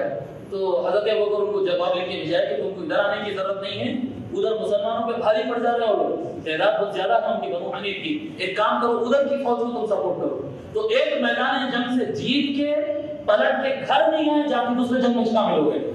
یہ یعنی ایک ایسا سچویشن ہے یہ کہ ہم بیان نہیں کر سکتے. میدان میں زخمی ہوتے, کیا نہیں ہوتا جنگ لڑنے کے بعد, مگر آرڈر آنا کہ ایک کام کرو. کیا فرمائیں حضرت ابوبکر, نہ تم مجھے دیکھنا نہ میں تم کو دیکھوں گا, تمہاری صورت میں دیکھنا چاہوں. خالد بن ولید, تمہاری صورت نہیں دیکھوں گا میں, تم میری صورت نہیں دیکھنا, جب تک کہ وہ جیت کے نہیں آئیں گے. آنے کی ضرورت ہی نہیں, لوگ گھروں کو آنا چاہ رہے ہیں مگر آرڈر ہوگا چلے جاؤ. خالد بن ولید جا کے وہ فوج کے ساتھ جنگ ہو جاتے, پھر بھی مسلمان بہت کم رہتے, پھر بھی مسلمان بہت کم رہتے, مگر جنگ بڑی گھماسان جنگ چلتی ہے. جنگ کی تفصیلات بہت طویل ہے, پورے پڑھا آپ بیٹھ کے, مگر آپ اس کو چھوڑ دو. بہت تفصیلی جنگ ہے, بہت خطرناک جنگ ہے. پہلے وہ گھیراؤ ہوتے ہوتے مارتے یعنی آخری میں جب شکست کھاتے ہوئے دکھتی فوج, تو مسیلمہ کی فوج پلٹ کے جا کے بولتے, بنو حنیف پورے پلٹ کے جا کے بولتے کہ بھائی تم نبی ہے نا. بھائی وہ قریش کے جو نبی تھے انہوں جب میدان جنگ میں رہتے تھے تو ان کی فوج جیتتے تھے, اٹھا کے دعا کرے تو جیت جاتے تھے. اب تم نبی ہے نا, تم دعا کرو. مسلمہ ہوتا اب وہ کیا کیا دعا ہے کہ کیا قصے ہے کہ وہ سب میرے کو نہیں معلوم. یاد رکھو کہ اگر تم لوگ ہار گئے تو تمہارے بیویوں کو لوگ باندیاں بنا کے جاتے. اپنے بیوی بچوں کو غلام اور باندی بننے سے بچانا ہے تو لڑو مرو ورنہ تم تو گئے کام سے. مسلمہ دونوں ہاتھ اٹھا لیتا. اب کیا کرتے بنو حنیف بولتے اول آخر مر گئے. یہ ظالم تو پہلے تو نبی نے بولا آپ کو بول رہا اپنے دین کی واسطے نہیں اپنے بیویوں کے واسطے جنگ لڑ لو کر رہا ہوں. چلو ٹھیک ہے لڑنا تو لڑنا ہی ہے. کیا کرتے بس جنگ چلتی وہ کھدڑتے جاتے یہاں تک کہ نکل کے پھر بڑا باغ رہتا بڑی باؤنڈری رہتی. تو بھاگتے جا کے کیا ہے پورے مل کے وہ باغ کے اندر اپنے کوئی بڑا دروازہ رہتا اس دروازے کو تالا ڈال کے فوج اندر بیٹھ جاتے. مسلمان اس سے آگے نہیں بڑھ سک رہے یعنی دیوار پہ سے کودنا چاہے تو وہ تیرا مارتے جاتے تو اندر نہیں جا سکتے تیر چلاتے جاتے وہ لوگ. تو ایک صحابی ہے ان کا نام اس وقت ذہن سے نکل گیا کہ وہ صحابی سے کیا کہتے ہیں وہ صحابی یہ بولتے ہیں کہ مجھے اٹھا کے اندر پھینک دو. تینوں چاروں مل کے مجھے اٹھا کر اندر ڈال دو. دوسرے صحابہ بولتے ہیں اگر اندر میں موت ہے پوری فوج کے ساتھ جو جنگ چل رہی ہے اندر فوج ہے نا تو آپ کو اندر ڈال دیے تو کیسا. انہوں بولتے مرنا ہے تو مرنا ہے کیا کرنا ہے دروازہ تو نہیں ٹکرانا. علی بھی تو نہیں ہے دروازہ تو میں بول رہا ہوں یہ انہوں نے فرمایا میں بول رہا ہوں جی اب کیا کریں گے دروازہ تو ٹوٹنا ہے نا کچھ تو کرنا ہے. ان کو ہرائے بغیر تو جانا نہیں ہے. حضرت ابوبکر تو لکھی میری صورت نہیں دیکھنا وہ کر کے آیا تھا کام. تو ان قسم کھا لیتے قسم ہے تم لوگوں کو میرے کو اندر ڈالنا. تو تینوں چاروں مل کے پھر ان کو اٹھا کر اوپر ٹیکتے وہ جیسے جاتے دروازے پر اوپر لٹکتے اور اندر کودتے تیزی کے ساتھ تلوار اتنا تیز پھراتے وہ تلوار پھرانے سے لوگ اچھل کے تھوڑا پیچھے ہٹتے. پھر اچانک بارش شروع ہو گیا کیونکہ ان لوگوں کو اندازہ نہیں تھا کہ اندر بھی کوئی آ جائے گا. اچانک تیر گرنے لگتے لوگ اچھل کے پیچھے ہٹتے وہ پیچھے ہٹتے. حضرت عبدالرحمن غالب رضی اللہ عنہ ان کا نام ہے انہوں پلٹ کے دروازہ کھول دیتے. وہ دروازہ کھولنے پھر ان کو پیچھے سے تلوار چاقو وغیرہ لگتے اور شہید ہو جاتے. لیکن دروازہ کھل جاتا. دروازہ کھلتے ساری فوج اندر انٹر لے لیتی اور اس کے بعد بہت گھماسان لڑائی ہوتی. اس لڑائی کے اندر 630 صحابی شہید ہوتے. 630 صحابی اس کے اندر شہید ہوتے اور تقریباً 21,000 بنو حنیف کے لشکر والے مارے جاتے. 21,000 لوگ بنو حنیف کے مارے جاتے ہیں اور 630. اور یہاں پر ابن عتیر جو الفاظ لکھے اس طرح سے الفاظ لکھے کہ مہاجر انصار اور بڑے جو صحابہ ہیں ان میں سے 360 شہید ہوتے ہیں اور عام مسلمان صحابہ میں سے 300 شہید ہوتے ہیں. اب اس کو نام دیتے ہیں وقعۃ الیمامہ یعنی یمامہ کا بڑا ایکسیڈنٹ بڑا حادثہ. یعنی جنگ تو جیتے جنگ تو مسلمان جیتے بہت مشکل سے جیتے مگر جنگ تو جیتے مگر اس میں جو یعنی حادثہ بڑا خطرناک ہو جاتا. وہ حادثہ جو 660 جو مسلمان شہید ہوئے اس میں سے 360 قدیم صحابہ ہیں اور 300 نئے صحابہ ہیں. ٹھیک ہے یہ جو 360 اکابر صحابہ مہاجرین اور انصار میں سے شہید ہوتے ان میں میجورٹی حفاظ قرآن رہتے ہیں. حفاظ کی ایک بڑی تعداد زمین پہ سے ختم ہو جاتی ہے. جنگ تو جیت کر آ جاتے ہیں لیکن حضرت عمر رضی اللہ تعالیٰ آ کر حضرت ابوبکر رضی اللہ تعالیٰ کو مشورہ دیتے کہ خلیفۃ المسلمین یہ جو حفاظ جنگ یمامہ میں شہید ہوئے 360 حافظ قرآن ایک ساتھ شہید ہو گئے اور قرآن ایک جگہ کہیں پر بھی لکھا ہوا نہیں ہے. قرآن ایک جگہ بھی کہیں لکھا ہوا نہیں. اگر صحابہ کرام اس طرح کی اور بھی جنگیں چل رہی ہے پتہ نہیں اگر صحابہ کرام اس طرح سے ختم ہو جائیں گے تو زمین پر حضور صلی اللہ علیہ وسلم کا لایا ہوا پورا قرآن باقی رہے گا اور یہ پتہ نہیں کہ ختم ہو جائے گا. اب کیا کیا جائے؟ حضرت ابو بکر بولتے تو آپ کا مشورہ کیا ہے؟ آپ کا مشورہ کیا ہے؟ حضرت عمر رضی اللہ تعالیٰ عنہ فرماتے ہیں کہ عرض کرتے ہیں کہ ابو بکر میرا مشورہ تو یہ ہے کہ قرآن کو ایک جگہ ایک بک میں جمع کر دیا جائے. حضرت ابو بکر بولتے ہیں کہ نہیں ایسا تو ہرگز نہیں ہو سکتا. حضور جمع کرے تھے ان کا اتر چلا تھا نا. حضرت ابو بکر رضی اللہ حضور کیے تو کرتا ہوں نہیں کرے تو نہیں کرتا ہوں ایسا ڈٹے تھے. انہوں بولے کہ عمر یہ تو نہیں ہو سکتا ہے. حضور صلی اللہ علیہ وسلم اپنے حیات مبارکہ میں جمع کا آرڈر نہیں دیے تھے میرے زمانے میں یہ نہیں. حضرت عمر رضی اللہ تعالیٰ کو سمجھاتے بار بار گھر جاتے پھر پلٹ کے آتے. صبح میں آئے دوپہر میں آئے شام آئے نماز میں ملے جب ملاقات ہوتی دیکھو آپ سوچو قرآن چلا جا رہا حضرت ابو بکر رضی اللہ تعالیٰ کہتے ہیں کہ عمر رضی اللہ تعالیٰ میرے پاس بار بار آتے رہے، یہاں تک کہ اللہ تعالیٰ نے میرا سینہ کھول دیا اور مجھے یہ سمجھ میں آیا کہ قرآن کو جمع کرنا چاہیے، کیونکہ آئندہ نسلوں کے لیے بڑا مسئلہ ہو جائے گا، بڑا مسئلہ ہو جائے گا۔ تو اب سوچتے کہ کس کو ذمہ داری دینا؟ حضرت زید بن ثابت رضی اللہ تعالیٰ عنہ، یہ کون تھے؟ یہ حضور صلی اللہ علیہ وسلم کے رائٹرز میں سے ایک رائٹر تھے، یعنی جب کبھی لیٹرز لکھنا ہو یا قرآنی آیتیں لکھنا ہو تو حضور صلی اللہ علیہ وسلم زید بن ثابت کو بلاتے تھے، اور لوگوں کو بھی بلاتے تھے، ان کو بھی بلاتے تھے۔ یہ بھی ایک نوجوان تھے، بڑے ہونہار تھے، ان کو بلا کر حضرت ابو بکر بولتے، عمر رضی اللہ تعالیٰ عنہ بھی ساتھ میں رہتے کہ زید ایک کام کرو، میرے تو یہ سمجھ میں آ رہا ہے کہ وہ حفاظ شہید ہوتے چلے جا رہے ہیں اور لوگ دین بدلنے میں تلے گئے ہیں اور ہم جنگ روک نہیں سکتے، مرتدین کو، مانع زکات کو اور نبوت کی دعوت کرنے والے سب کی تو گردن جھکانا ہی ہے، تو ایک کام کرو زید، تم جو ہے قرآن جمع کرنا شروع کر دو۔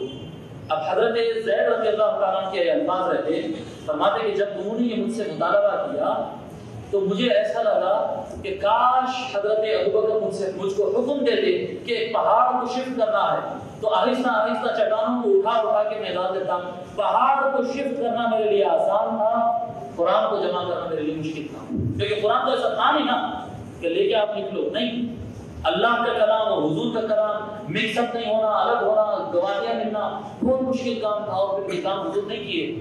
تو حضرت زید کہتے ہیں کہ میں خاموش رہا، بار بار حضرت ابو بکر کے مجلس میں جا کے بیٹھتا رہا، حضرت ابو بکر وہی دوہرا کرے کہ زید تم کو یہ کام کرنا ہے، زید تم کو یہ کام کرنا ہے، میں سنتا خاموش اٹھ کے آ جاتا، سنتا خاموش ہوتا اٹھ کے آ جاتا۔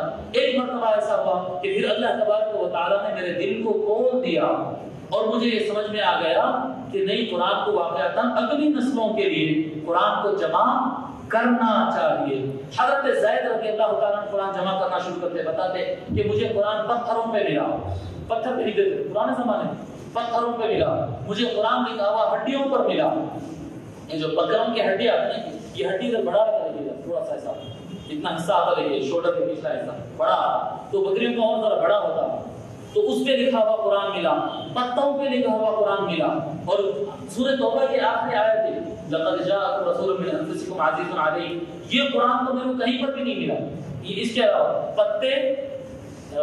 پتے ہیں، ہڈیاں ہیں اور پتھر ہیں، یہ تین چیزوں پر لکھا، اور میں لوگوں سے پوچھ کے بھی لکھتا تھا، جو سینئر حفاظ ہے ان سے لکھتا تھا، پھر الگ حافظ کو جا کر سناتا تھا صحابہ میں، انہوں بھی بولے ہاں یہ قرآن ہے، انہوں بھی بولے، دو تین آدمی بولے تو قرآن سمجھ کے لکھتا تھا۔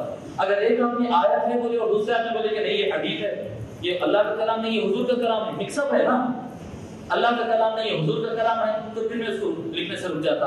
یہاں تک کہ 2 آیتیں ایسی ہیں قرآن کے اندر جن کے راوی ایک ہی صحابی ہے، ایک ہی صحابی، باقی قرآن کی سارے آیتوں کے کم سے کم 2 صحابی راوی، یہ قرآن لکھ دیا گیا۔ جب یہ قرآن جمع کر دیا گیا ایک جگہ، دیکھیں اس کی جو ترتیب ہے نا، سورہ فاتحہ، پھر سورہ بقرہ، پھر سورہ آل عمران، یہ ترتیب کس کی دی ہوئی ہے؟ یہ ترتیب کس نے لکھا ہے؟ یہ ترتیب حضرت عثمان بن عفان رضی اللہ تعالیٰ عنہ کی ہے، ان کے زمانے میں ہوا تھا۔ لیکن ایک جگہ جو کر دیا گیا ہے، یہ حضرت ابوبکر صدیق رضی اللہ تعالیٰ عنہ کے زمانے میں قرآن کو ایک جگہ کر دیا گیا تھا۔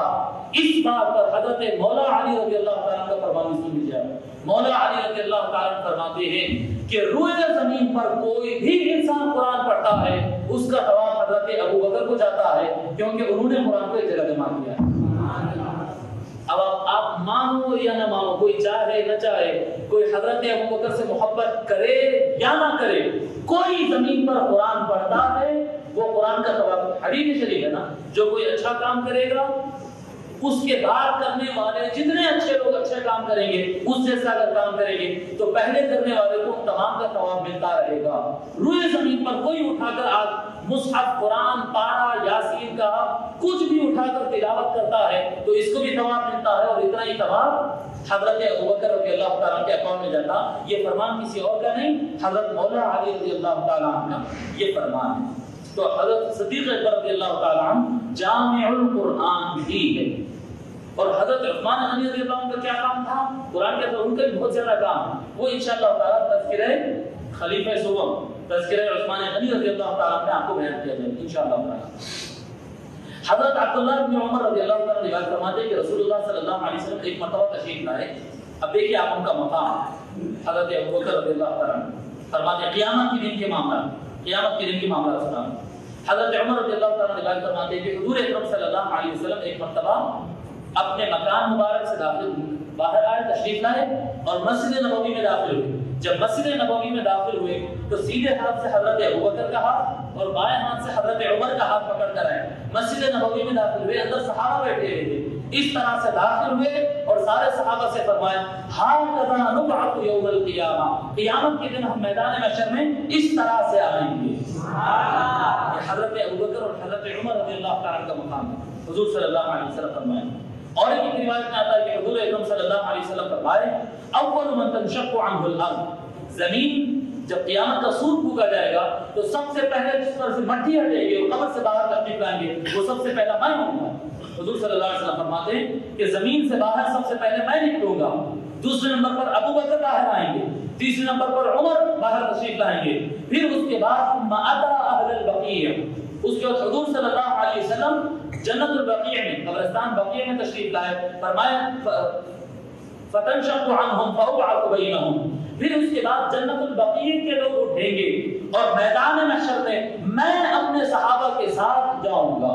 یہ حضور اکرم صلی اللہ علیہ وسلم فرمائے۔ تو یہ بھی حضرت ابوبکر رضی اللہ تعالیٰ کی فضیلت ہے کہ حضور کے بعد قیامت کے دن زمین میں سے سب سے پہلے اٹھنے والے حضور کے بعد حضرت سیدنا ابوبکر الصدیق رضی اللہ تعالیٰ عنہ۔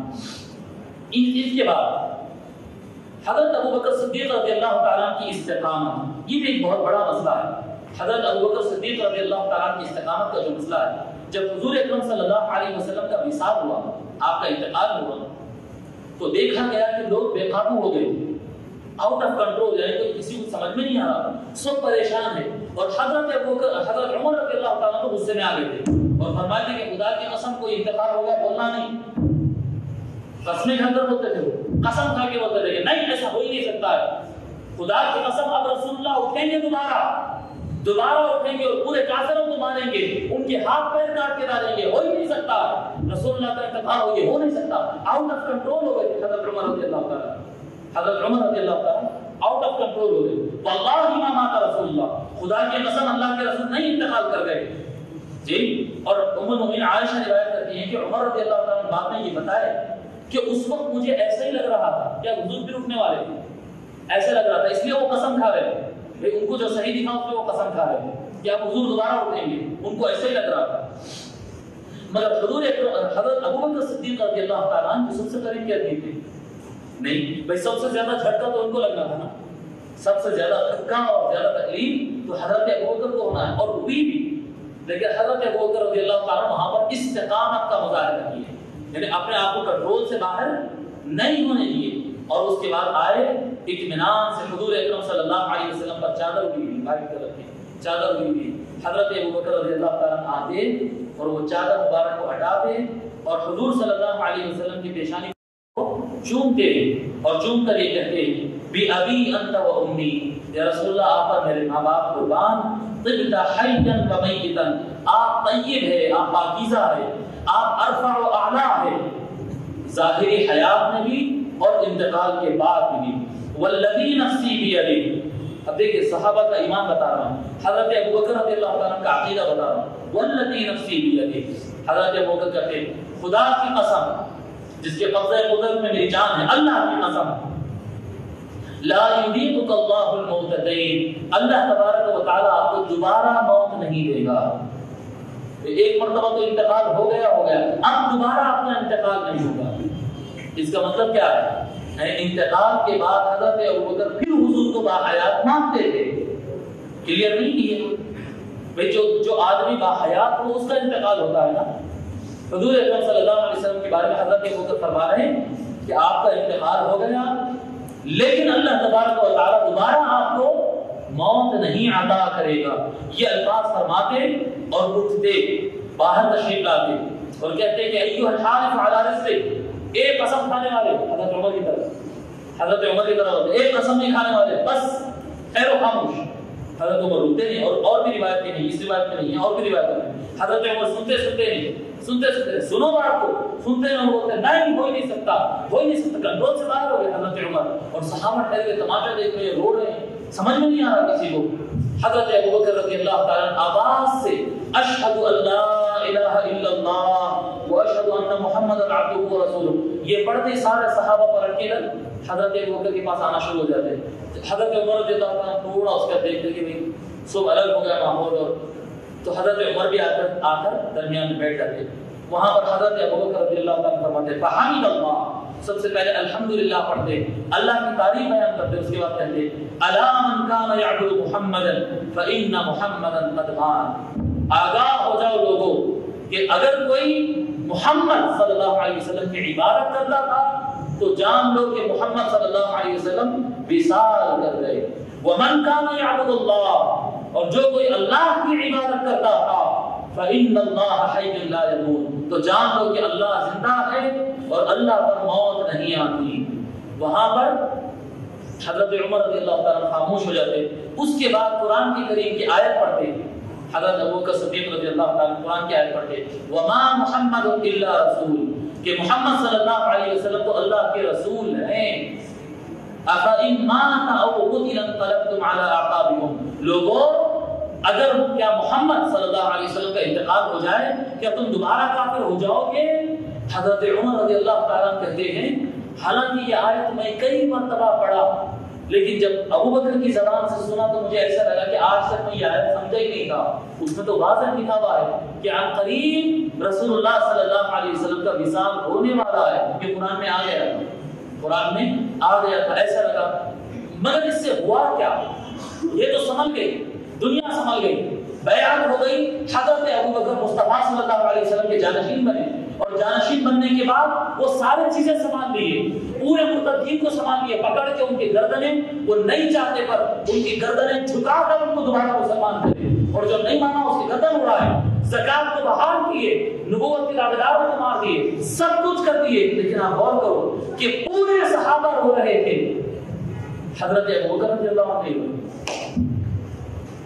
حضرت ابوبکر رضی اللہ تعالیٰ وہ حالت میں حضور صلی اللہ علیہ وسلم کا وصال ہوا، آئے پیشانی مبارک چومے، کچھ اچھے الفاظ بولے، گئے اور سارے مجمع کو اور سارے مدینے کو اور سارے اسلام کو حضرت ابوبکر رضی اللہ تعالیٰ نے سنبھال لیے اور آنسو جانے نہیں دیے. لیکن ایک آدمی تو ایسا چاہیے تھا جو سب کو سنبھالنے والا ہو.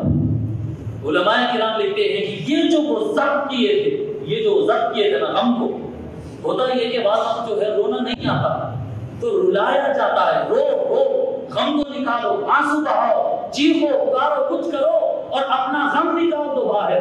لیکن حضرت ابوبکر کیونکہ امت کو سنبھالنا تھا، اس وجہ سے انہوں نے اتنا سخت ترین ضبط کیا تھا جس کی وجہ سے ان کے اندر سے حضرت ابوبکر رضی اللہ تعالیٰ گلنا شروع ہو گئے تھے، اندر سے گلنا شروع ہو گئے تھے. پھر وہ کبھی روئے نہیں، اور ان کا نہیں رونا 2-2.5 سال کے اندر ان کی وفات کی وجہ بن گیا. حضرت ابوبکر رضی اللہ تعالیٰ کی وفات کی وجہ یہ تھی کہ غم مصطفیٰ کا وہ اظہار نہیں کیے تھے. ان کو یہ خیال تھا کہ اگر میں ظاہر کر دوں گا تو پھر ان کو سنبھالے گا کون؟ یہ جو سب رو رہے ہیں اگر میں ان کے ساتھ روتے بیٹھ گیا تو سنبھالے گا کون؟ تو وہ آنسو آنکھ میں نہیں آنے دیے، وہ روکنا ان کے وصال کی وجہ بن گیا. گل گئے، اندر سے ختم ہو گئے، اللہ کھوکھلے ہو گئے، نہیں سمجھ سکے. یہ حضرت ابوبکر رضی اللہ تعالیٰ کی استقامت تھی. پھر حضرت ابوبکر رضی اللہ تعالیٰ کا حب اہل بیت، یہ ایک مضمون ہے. پھر حضرت ابوبکر رضی اللہ تعالیٰ کا معاملہ اہل بیت کے ساتھ کیسا تھا؟ ٹھیک ہے، اب اس کو سنیں آپ. حضرت عبداللہ بن عمر رضی اللہ تعالیٰ روایت فرماتے ہیں کہ حضرت ابوبکر نے کہا رضی اللہ تعالیٰ ارقبوا محمدا فی اہل بیت. صحابہ کو نصیحت کرتے حضرت ابوبکر رضی اللہ تعالیٰ، کیا نصیحت کرتے؟ یہ کہتے کہ لوگوں محمد کو ان کے گھرانے میں تلاش کیا کرو. آپ دیکھیں یہ الفاظ کی کیسے عجیب ہے. یہ نہیں فرما رہے کہ محمد کا لحاظ کیا کرو صلی اللہ علیہ وسلم. اہل بیت یہی بولتے ہیں نا حضور صلی اللہ علیہ وسلم کے نسب کا مسئلہ ہے کہ نسب کا لحاظ کرنا، نسب کا لحاظ کرنا. یہ الفاظ نہیں فرما رہے کہ حسن حسین کے چہروں میں محمد کو تلاش کرو، علی کے چہرے میں محمد کو تلاش کرو، سیدہ فاطمہ کے چہرے میں محمد کو تلاش کرو. یہ حضرت ابوبکر رضی اللہ تعالیٰ کا فرمان ہے کہ لوگوں ان کو عام آدمی نہیں سمجھنا، ان کے چہروں میں، ان کے اٹھنے بیٹھنے میں تم کو محمد ملیں گے صلی اللہ علیہ وسلم. اور فرماتے ہیں والذی نفسی بیدی لقرابۃ رسول اللہ احب الی من اصل من قرابتی، فرماتے ہیں خدا کی قسم جس کی قبضہ قدرت میں میری جان ہے، حضور صلی اللہ علیہ وسلم کے رشتہ دار میرے لیے اپنے رشتہ دار سے زیادہ محبوب ہے، اپنے بیٹوں سے زیادہ حضور صلی اللہ علیہ وسلم کے حسن اور حسین کا خیال کرتے تھے، اپنے بھائیوں سے زیادہ علی کے مرتضیٰ کا خیال کرتے تھے، اپنے گھر کو کوئی چیز لے جانے سے پہلے حضور صلی اللہ علیہ وسلم کے گھر کو لے کے آتے تھے۔ مجھے ان کے رشتہ دار اپنے رشتہ داروں سے زیادہ عزیز اور محبوب ہے۔ اور حضرت عقبہ بن حارث رضی اللہ تعالیٰ عنہ فرماتے ہیں صلی ابو بکر العصر، حضرت ابو بکر رضی اللہ تعالیٰ عنہ عصر کی نماز پڑھے، ثم خرج یمشی، پھر باہر ٹہلنے لگے، فرأى الحسن یلعب، دیکھے کہ امام حسن رضی اللہ تعالیٰ عنہ کھیل رہے ہیں، چھوٹے تھے نا، کم عمر بچے تھے، میں سمجھتا ہوں 8 سال یا 7 سال عمر، امام حسن رضی اللہ تعالیٰ کے 7 یا 8 سال، یہ اس سے بھی کم ان کی عمر کی، وہ کھیل رہے ہیں، اور بھی کم، ہاں کم کی اور کم، 7 سال سے بھی کم عمر تھی، وہ کھیل رہے ہیں، یلعب، فحملہ علی عاتقہ، تو کیا کرے حضرت ابوبکر رضی اللہ عنہ، ان کو اٹھا کے جیسا حضور کندھوں میں بٹھا دیتے نا، اٹھا کے ان کندھوں میں بٹھائے، حضرت ابوبکر رضی اللہ تعالیٰ امام حسن رضی اللہ تعالیٰ عنہ کندھوں میں اٹھا لیے، حضرت علی بھی وہاں پر موجود تھے، اور کندھوں میں اٹھا لے کر آواز سے ایسے کہتے تھے خدا کی قسم یہ حسن جو ہے شبیہ بالنبی لیس شبیہ لا شبیہ بعلی، خدا کی قسم یہ چہرہ مصطفیٰ سے ملتا ہوا ہے، علی یہ تمہارے ویسا نہیں ہے، تم پہ نہیں گیا ہے، علی یہ تم پہ نہیں گیا ہے، یہ مصطفیٰ پر گیا ہے، کندھوں پر اٹھا کر، یہ پیار تھا حضرت ابوبکر رضی اللہ تعالیٰ عنہ۔ اور حضرت علی رضی اللہ تعالیٰ عنہ یہ منظر دیکھتے، یہ الفاظ سن کے حضرت علی رضی اللہ تعالیٰ عنہ کہ ہنس رہے تھے، ہنس رہے تھے، حضرت علی ہنس رہے تھے، اور حضرت ابوبکر امام حسن کو شولڈر پر اس طرح سے بٹھائے، اور کتنا پیار اور محبت اور کتنا لگاؤ، یعنی جگری دوست جیسے کہتے ہیں تعلق آپ دیکھیں۔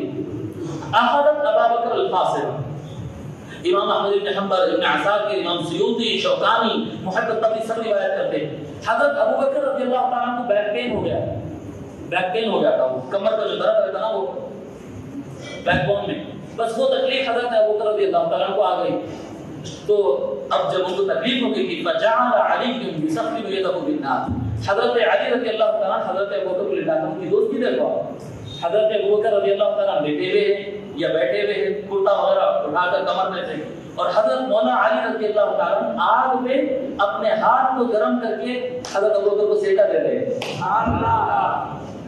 تصور کر سکتے لوگ ان کے درمیان بیٹھ کے لڑتے کہ نہیں ابوبکر ایسے تھے، حضرت علی ایسے تھے، ہم ابوبکر کو نہیں مانتے، علی کو مانتے، ہم علی کو مانتے، ابوبکر کو نہیں مانتے، یہ کیا جھگڑے کر رہے ہیں؟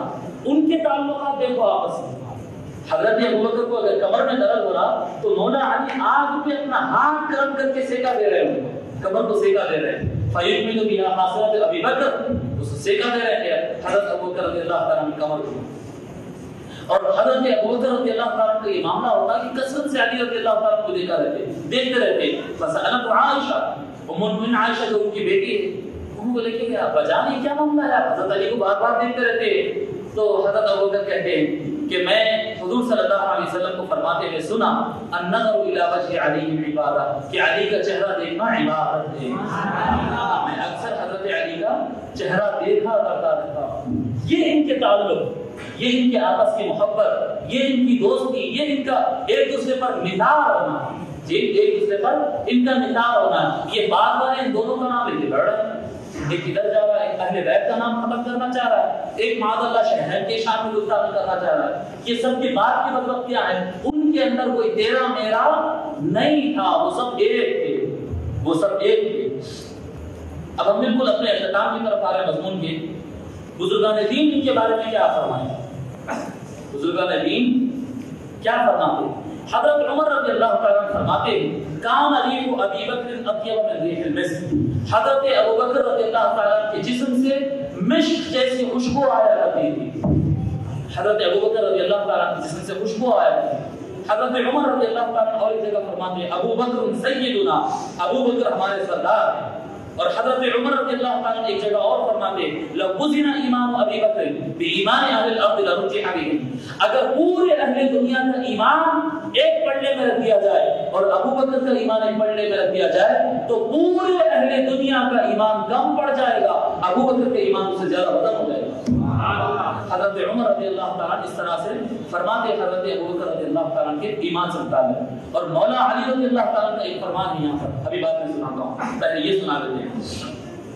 حضرت علی رضی اللہ تعالیٰ فرماتے ہیں، حضرت علی رضی اللہ تعالیٰ فرماتے ہیں کہ حضور صلی اللہ علیہ وسلم نے فرمایا ان تولوا ابا بکر تجدوه زاهدا فی الدنیا راغبا فی الاخرہ۔ لوگوں، حضرت علی فرما رہے ہیں کہ حضور نے فرمایا کہ لوگوں اگر تم ابو بکر کو اپنا بڑا بنا لو گے تو دیکھو گے کہ ابو بکر دنیا کو نہیں چاہنے والا، دنیا سے بے رغبت، اور آخرت کو چاہنے والا پاؤ گے۔ وَإِن تُوَلُّوا عُمَرَ، اگر تم عمر کو بڑا بنا لو گے تَجِدُوهُ قَوِيًّا أَمِينًا، تو تم ان کو پاؤ گے کہ طاقتور رہیں گے اور امانت دار رہیں گے۔ لا تأخذ فی اللہ تعالی لومۃ لائم، کہ اللہ کے معاملے میں پھر کسی اونٹنے اور ناراض ہونے والے کو وہ پرواہ نہیں کریں گے۔ اور فرماتے وَإِن تُوَلُّوا عَلِيًّا، اگر تم علی کو اپنا بڑا بنا لو تجدوه ہادیا، تو علی کو تم پاؤ گے وہ ہدایت دینے والا ہوگا، مہدیا، علی صحیح راہ پر ہوگا، یسلک بکم الطریق، وہ تم کو راستہ آخرت کا طے کرا دے گا۔ یہ حضرت علی رضی اللہ تعالیٰ کے بارے میں، ٹھیک ہے۔ اور فرماتے ہیں حضرت علی رضی اللہ تعالیٰ، حضرت علی رضی اللہ تعالیٰ فرماتے ہیں، حضرت ابو بکر رضی اللہ تعالیٰ کے بارے میں فرماتے ہیں ذَلِكَ مِن سَمَّاهُ اللَّهُ صِدِّيقًا عَلَى لِسَانِ جِبْرِيلَ وَمُحَمَّدٍ۔ فرماتے حضرت علی رضی اللہ تعالیٰ صدیق کے بارے میں کیا پوچھتے ہو تم، ابو بکر کے بارے میں کیا پوچھتے ہو؟ وہ آدمی ہے جس کو اللہ تعالیٰ نے صدیق کا نام دیا ہے، جبریل اور محمد صلی اللہ علیہ وسلم کی زبان مبارک سے ان کو صدیق کہا گیا۔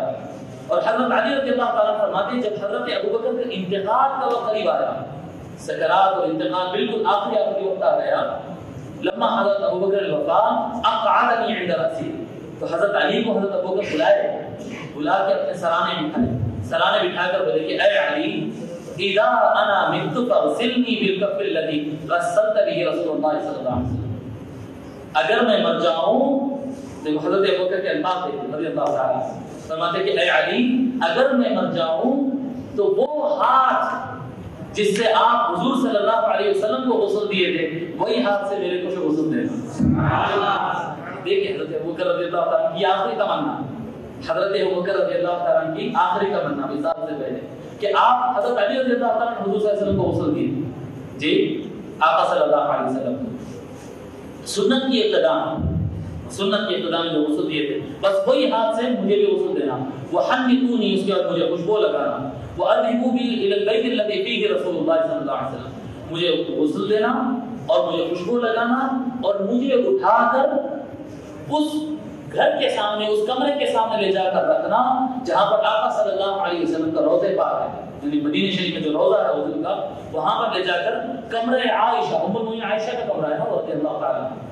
سنت انبیاء ہے، انبیاء کا معاملہ یہ ہوتا ہے کہ جس جگہ ان کا انتقال ہوتا ہے اسی جگہ پر ان کا مزار بنتا ہے، یہ سارے انبیاء کے ساتھ۔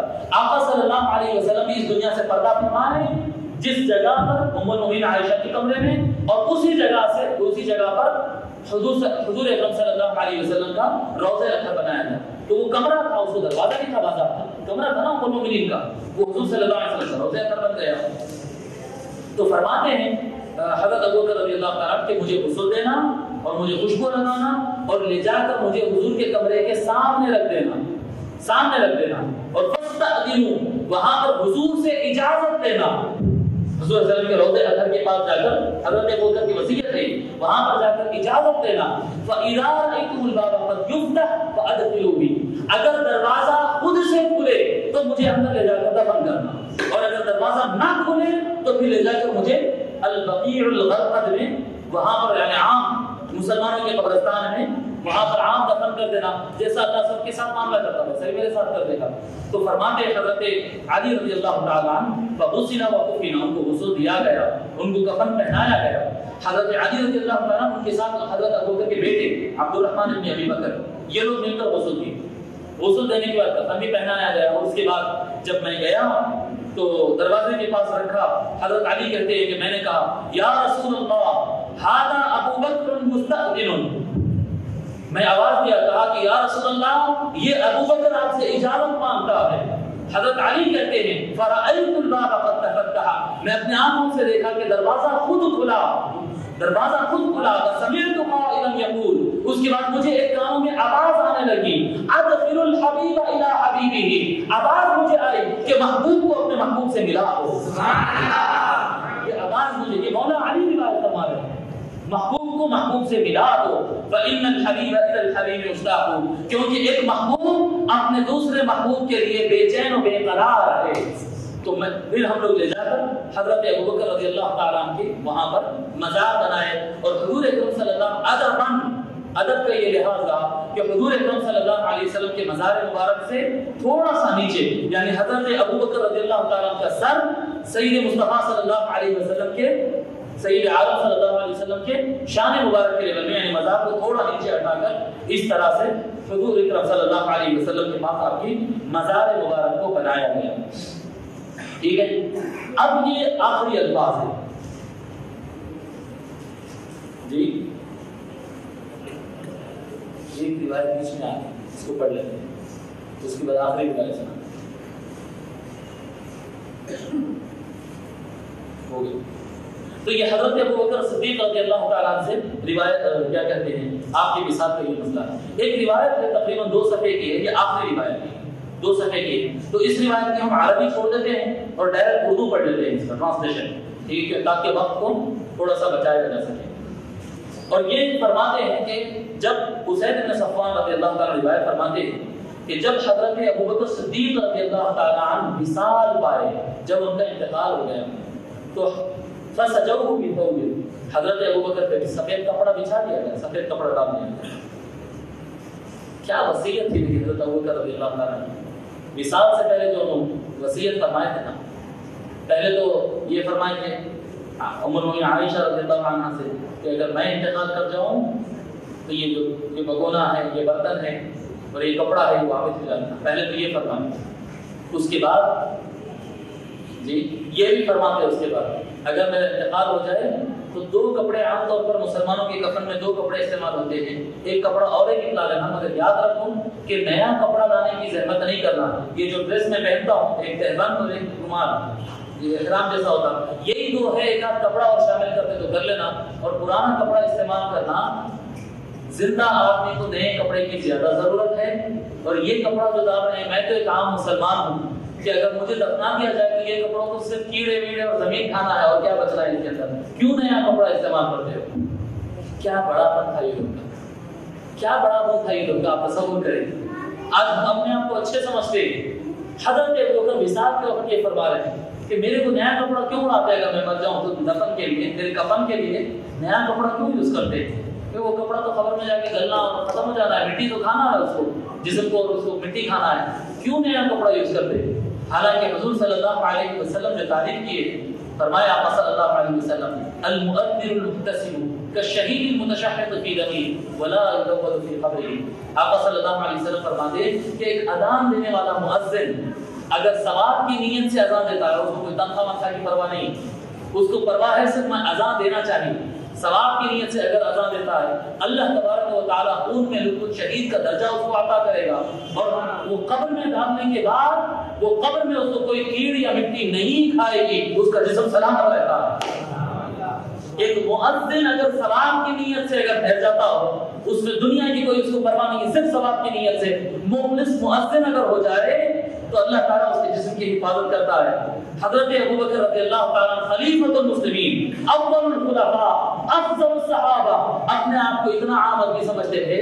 یہ کہتے تھے کہ یہ قبر میں جانے کے بعد صرف سڑنا ہے گلنا ہے اور مٹی کھانا ہے اور کیا ہے. کیوں نیا کپڑا اڑاتے تم نیا کپڑا مت اڑاؤ.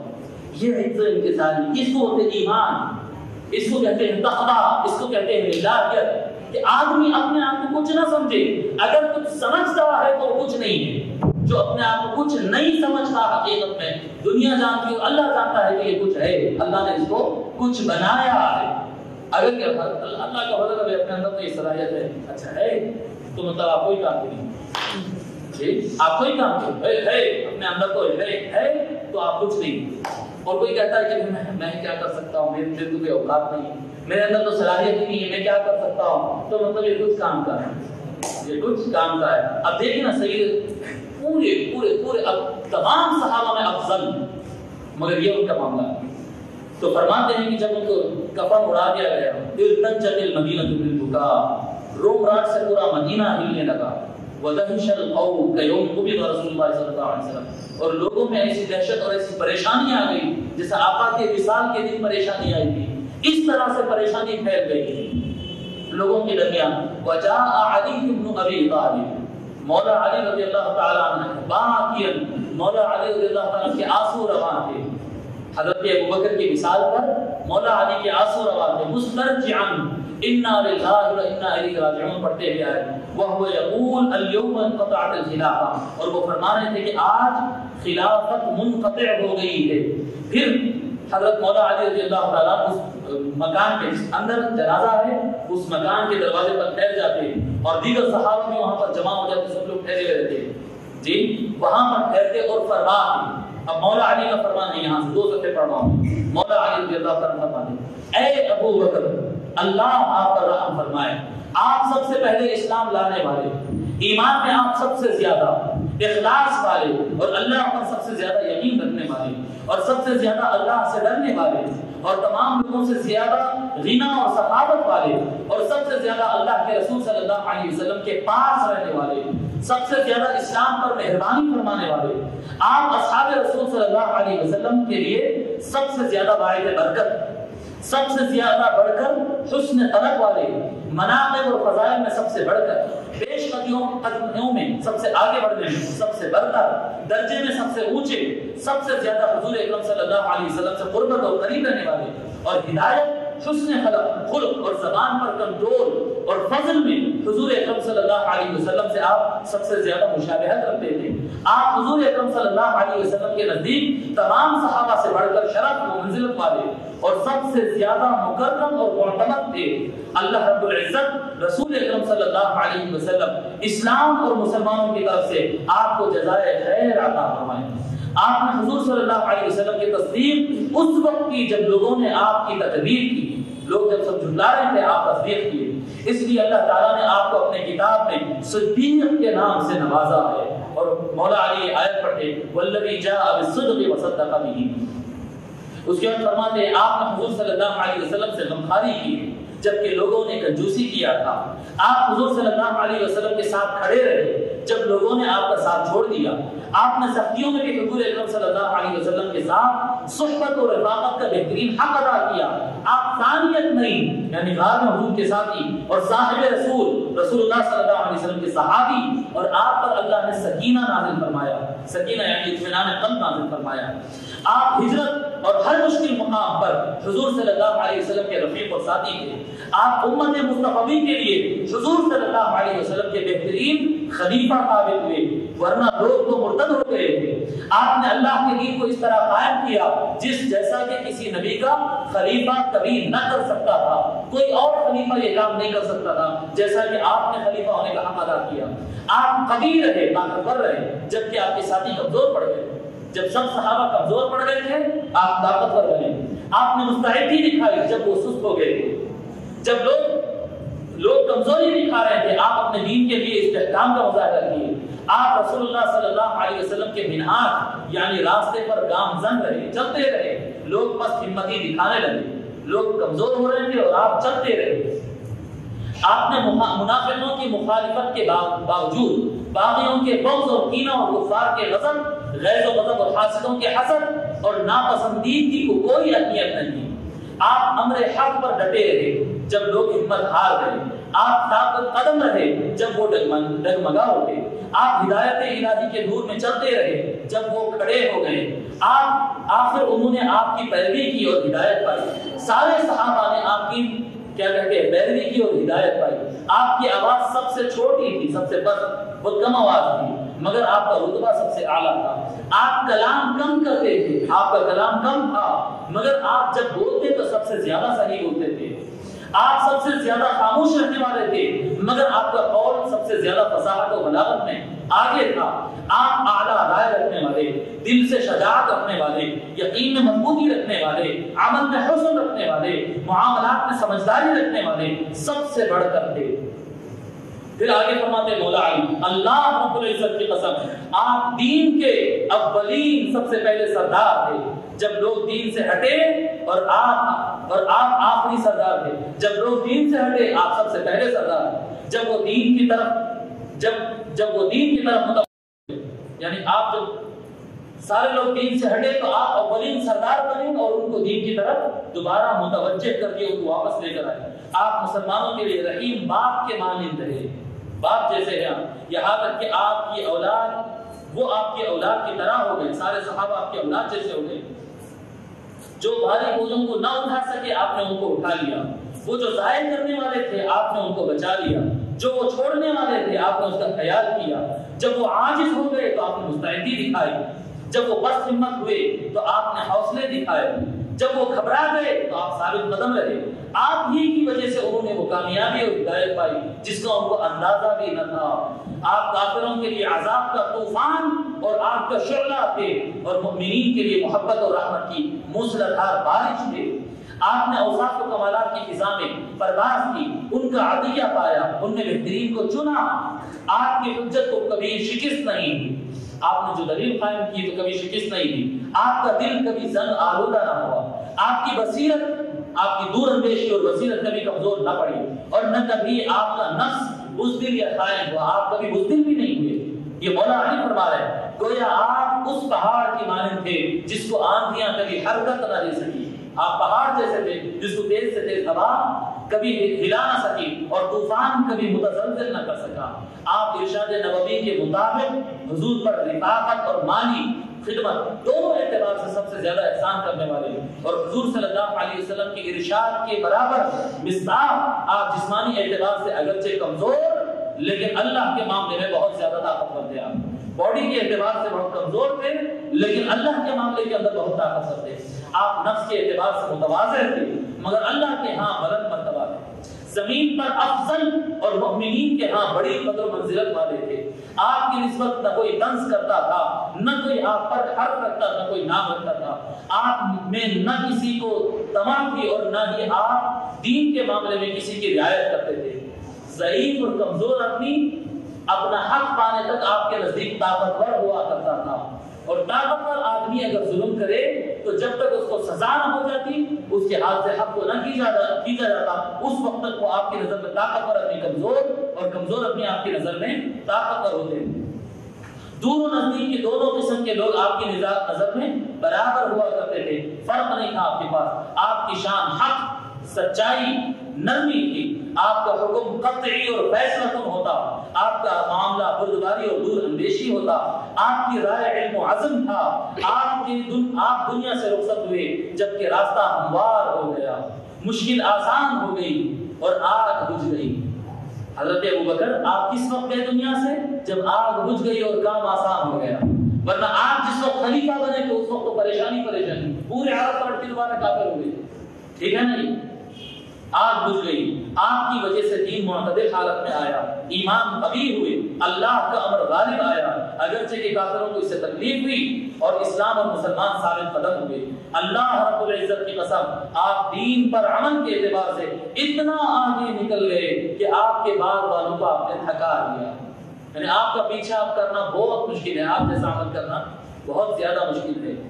آپ کامیاب ہوئے اور آہ و بکا سے مبرہ ہوئے، آپ کبھی روئے نہیں۔ آپ کی موت کی شدت آسمان پہ محسوس کی جا رہی ہے، آپ کی موت کی مصیبت نے تمام نوع انسانی کو رنج و الم میں ڈال دیا ہے۔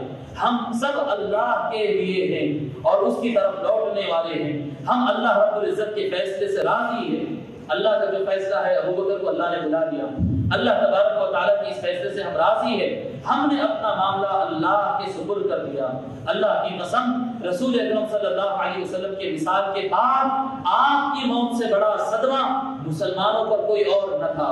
سب سے بڑا صدمہ حضور کے وصال کے بعد آپ کی موت کا صدمہ تھا۔ آپ دین کے لیے عزت اور جائے پناہ، مسلمانوں کے لیے قلعہ، گروہ اور دارالامن، اور منافقوں کے لیے سراپا شدت، غیظ اور غضب تھے۔ بس اللہ رب العزت آپ کو اپنے نبی اکرم صلی اللہ علیہ وسلم سے ملا دے اور ہمیں آپ کے اجر سے محروم نہ فرمائے، اور ہمیشہ حق پر ثابت قدم رکھے۔ انا للہ و انا الیہ راجعون۔ جب تک حضرت مولانا علی رضی اللہ تعالیٰ کے الفاظ کہتے رہے لوگ خاموشی سے سنتے رہے، جب مولا علی رضی اللہ تعالیٰ کے کلام کو مکمل کرے اور انا للہ و انا الیہ راجعون پڑھ کر مولا علی خاموش ہوئے تو پھر روایت میں آتا ہے کہ پھر صحابہ کرام ایسا روئے اس وقت ان کے رونے کو دیکھ کر حضور کا وصال یاد آتا تھا. حضور کے وصال پر جیسا لوگ روئے اس طرح سے پھر لوگ خوب رونے لگے اور بڑی بڑی آواز سے لوگ کہنے لگے کہ اے رسول اکرم صلی اللہ علیہ وسلم کے داماد، اے علی کے مرتضیٰ، آپ نے سچ کہا، ابو بکر ایسے ہی ہے.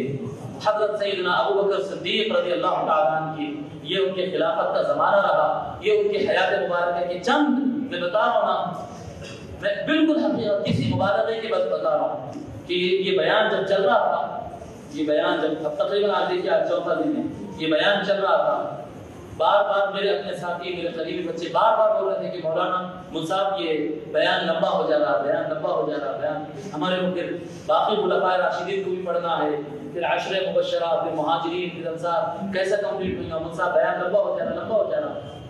اور حقیقت یہ ہے کہ میں جتنا شارٹ کر سکتا تھا نا یہ میں اتنا شارٹ کیا تھا.